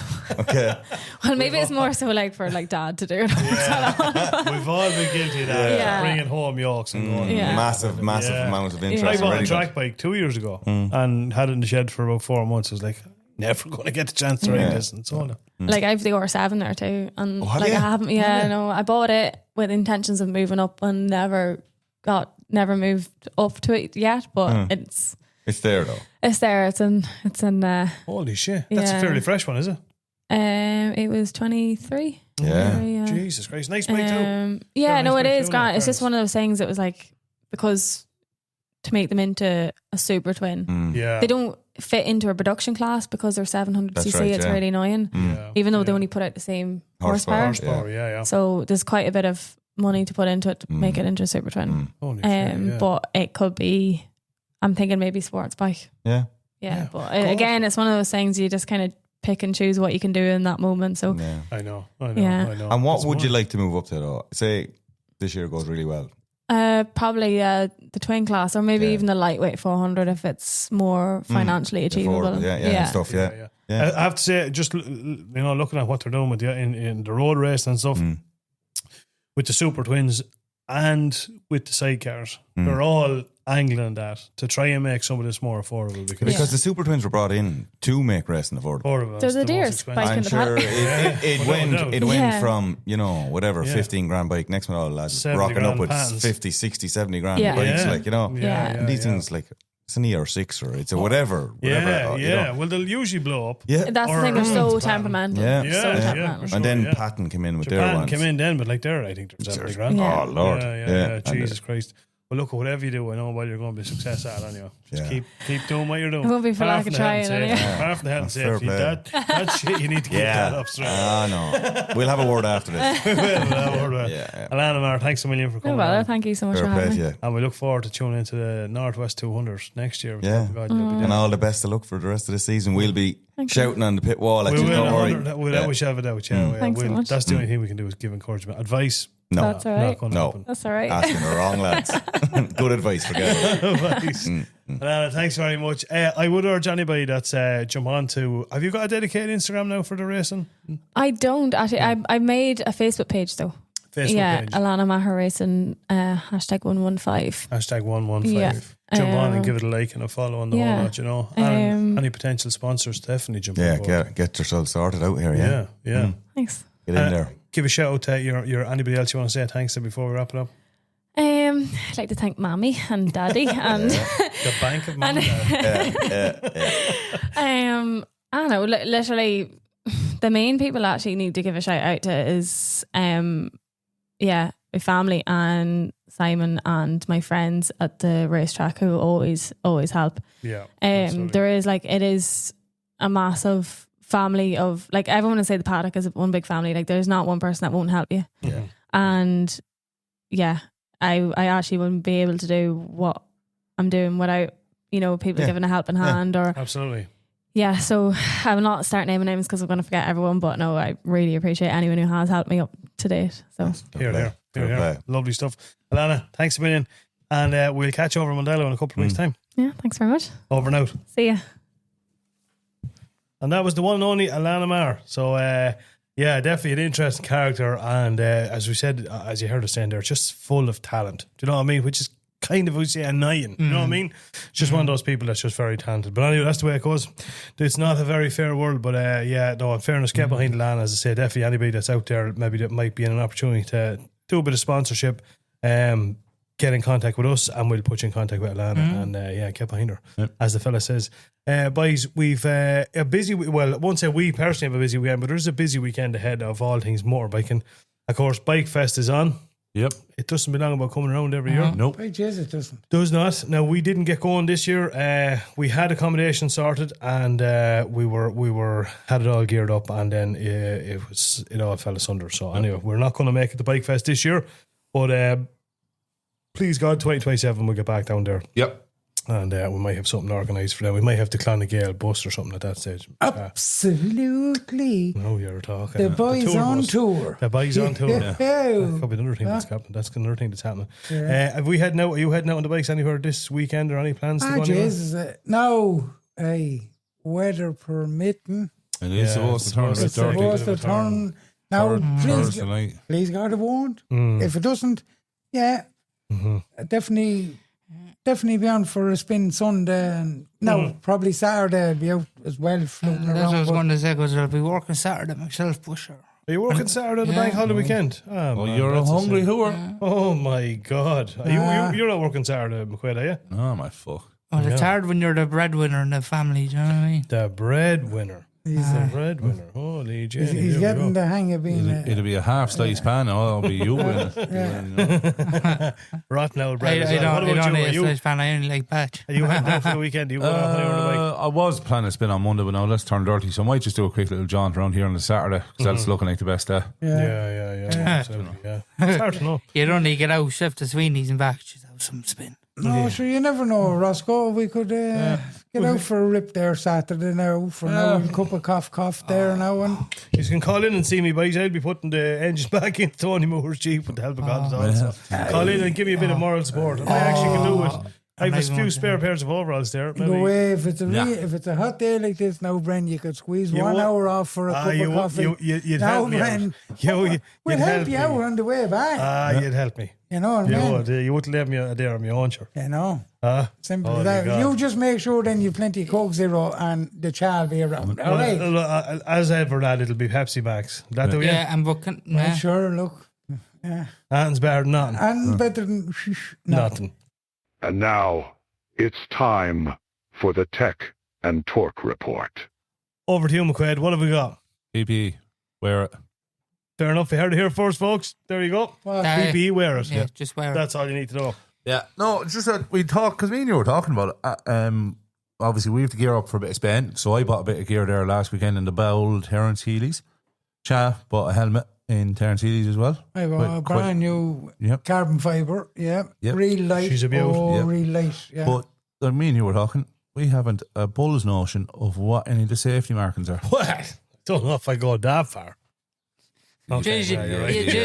I was just going to say, you're after insulting this man's intelligence there now. Yeah, no, you're right there. I haven't a fucking clue. No. Once it looks shiny and nice, I'd We'll say, buy it. We'll buy that. Yeah. We buy Yeah. that. Ooh, that's cool. Well, we wrongly think, sure, there's hardly anybody selling bad gear at this stage. Well, Which there is. No. yeah. Is Now, there? now There look. will be, like, there's no, I mean, There any is. of your main suppliers aren't, but like, don't be just going on to a done deal and buying it out with some lad's shed. Ah, you know, go you know what I mean? No. But even the gear that you're buying, do you know the level of protection you're getting off? Haven't a clue, Roscoe. But No you're going clue. to fill us in, but I'll fill you in. Talk us through it, lad. Right, so helmet.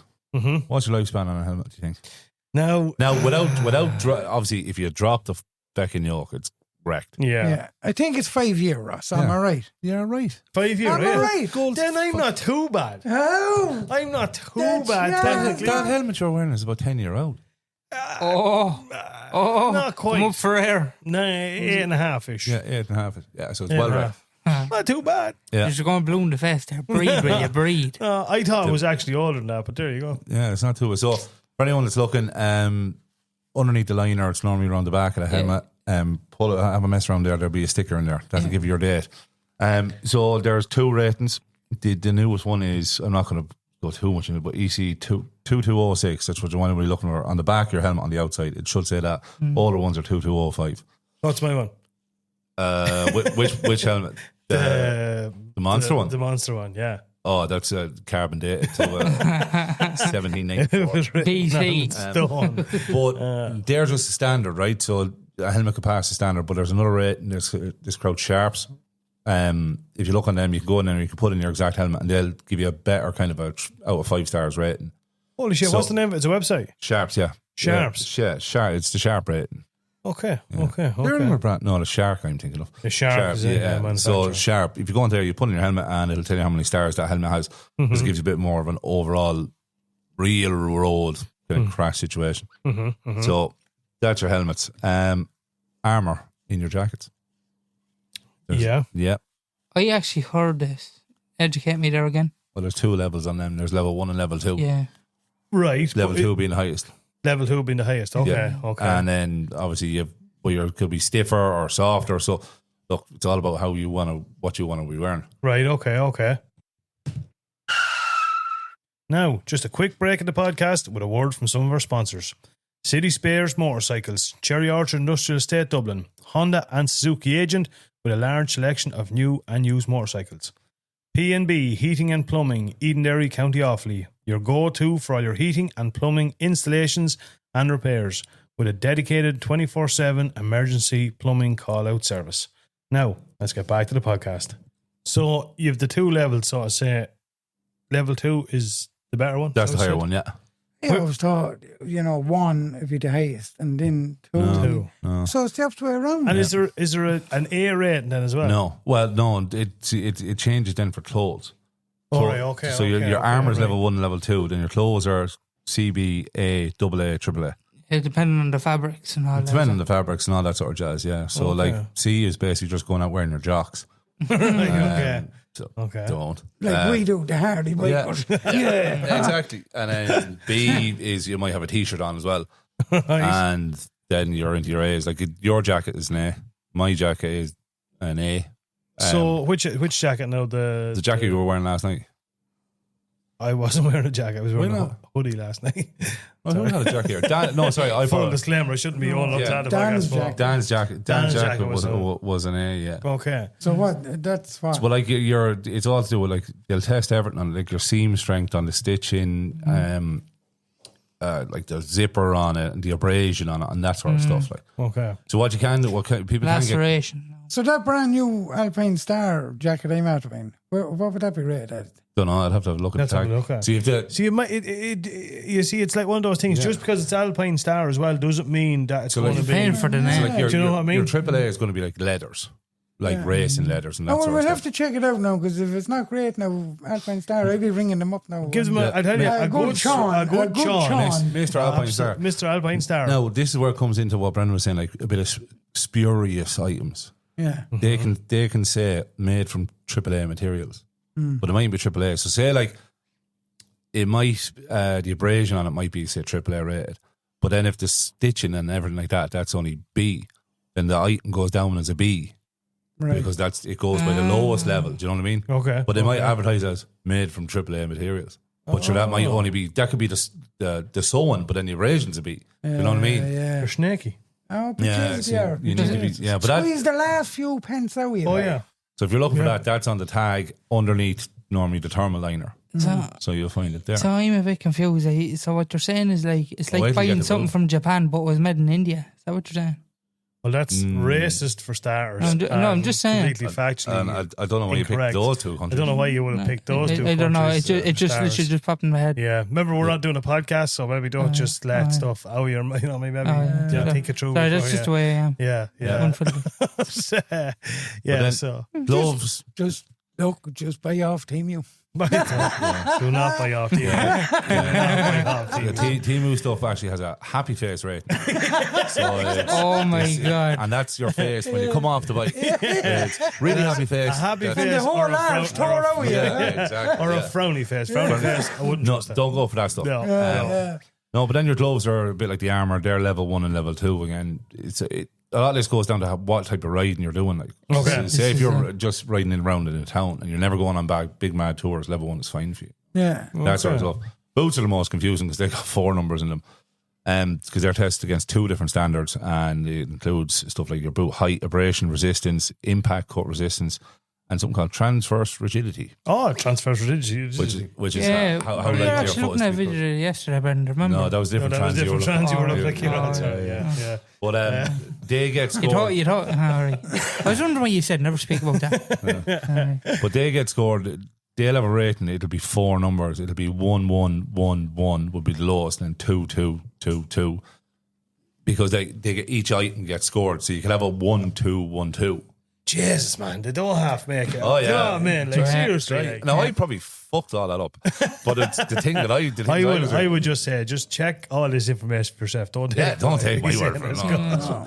Not like my notes are written down on the back of a Corona box here. So good. He's not lying. All I can tell you is, in the last fucking 40 years of riding bikes, whatever I see, as you said earlier, shine, I'll buy it, I'll wear it, whether it's AAA or triple B or there's a Double reason- D. yeah. There's a reason why you walk with a limp. Oh, yeah. Well, no, he could be. The only No. reason I walk with a limp is, I tell you why.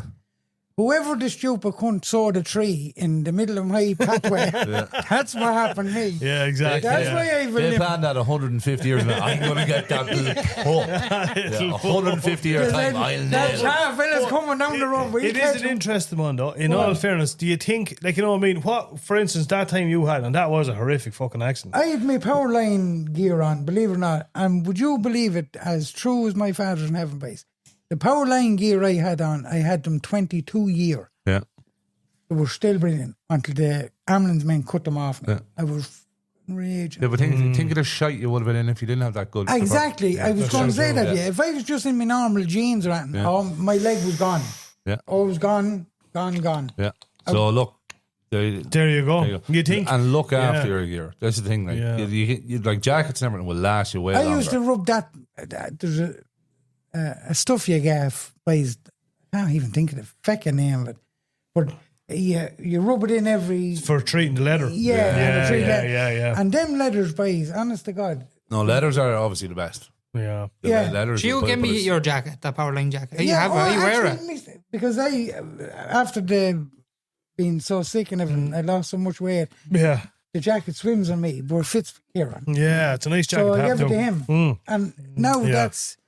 I bought that off. Jesus I Christ. bought that off Paul Kane in Eatonderry in 91. So, and that jacket's still going. He's wearing it. There now. you go, mate. So Oh, I how many love years wearing it. that? I'm sure there's there's some companies way- out there going, oh my God, please tell me they're not still using that. But your look, once it works. This thing was made of asbestos and sewed together with, uranium. Right, liner But I tell stitching. you, like, so you Well, see I'm the... going to tell you, I bought other leather jackets, Yeah. right? And pure shite. Mm. And that Powerline jacket, as I say, I bought some in way. 91. Just show you, still, leather off still Timu. going. Yeah, Leather off Timu.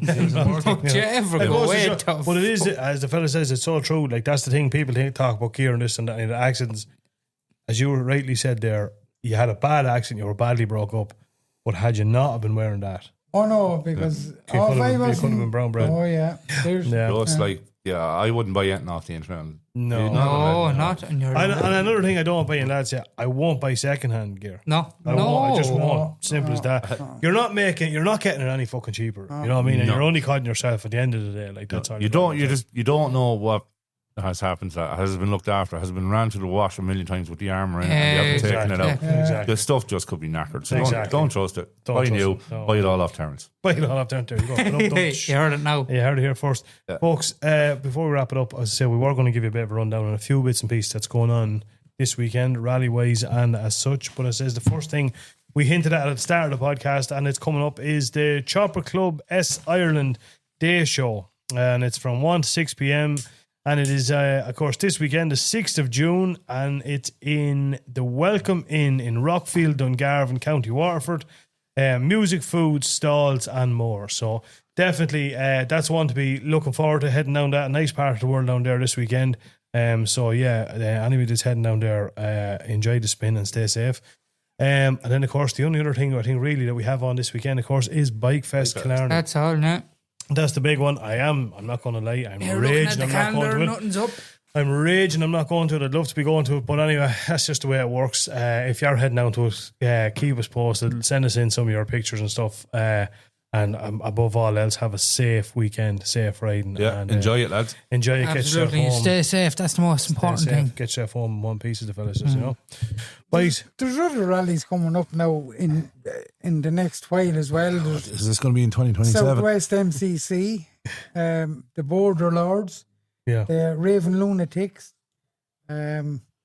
the Orchard County's in August. Orchard County as well. Orchard County. The Druids. The Druids as well. Yeah, looking forward to that one now. Like, Are we going to camp at that this year, do you think? Well, the Druids. The Druids. We will. I think we will. We'll give her a shindig. Why don't we? Sure, let's do it. Yeah, let's let the hair down. That'd be good, mate. On him. Kieran, wished up. You're the youngest out of the whole lot of us. On a few. No, I'm not. Listen here, I'd sleep in a black plastic bag now. That's true. Why are you saying, I go camping? I'm not even going to get into it. Did I say I was going over on a bike? Father and son. No, I did not. Father and son. Think we'll wrap it up. I'll be going over. Think we'll wrap it up. No, don't get me going on you now. Fine, wrap this up. No, wrap it up because there'll be murder here. There'll be bleeding murder. I tell ya. Folks, have a good weekend and join us back next week as we hit episode 91. Over and out.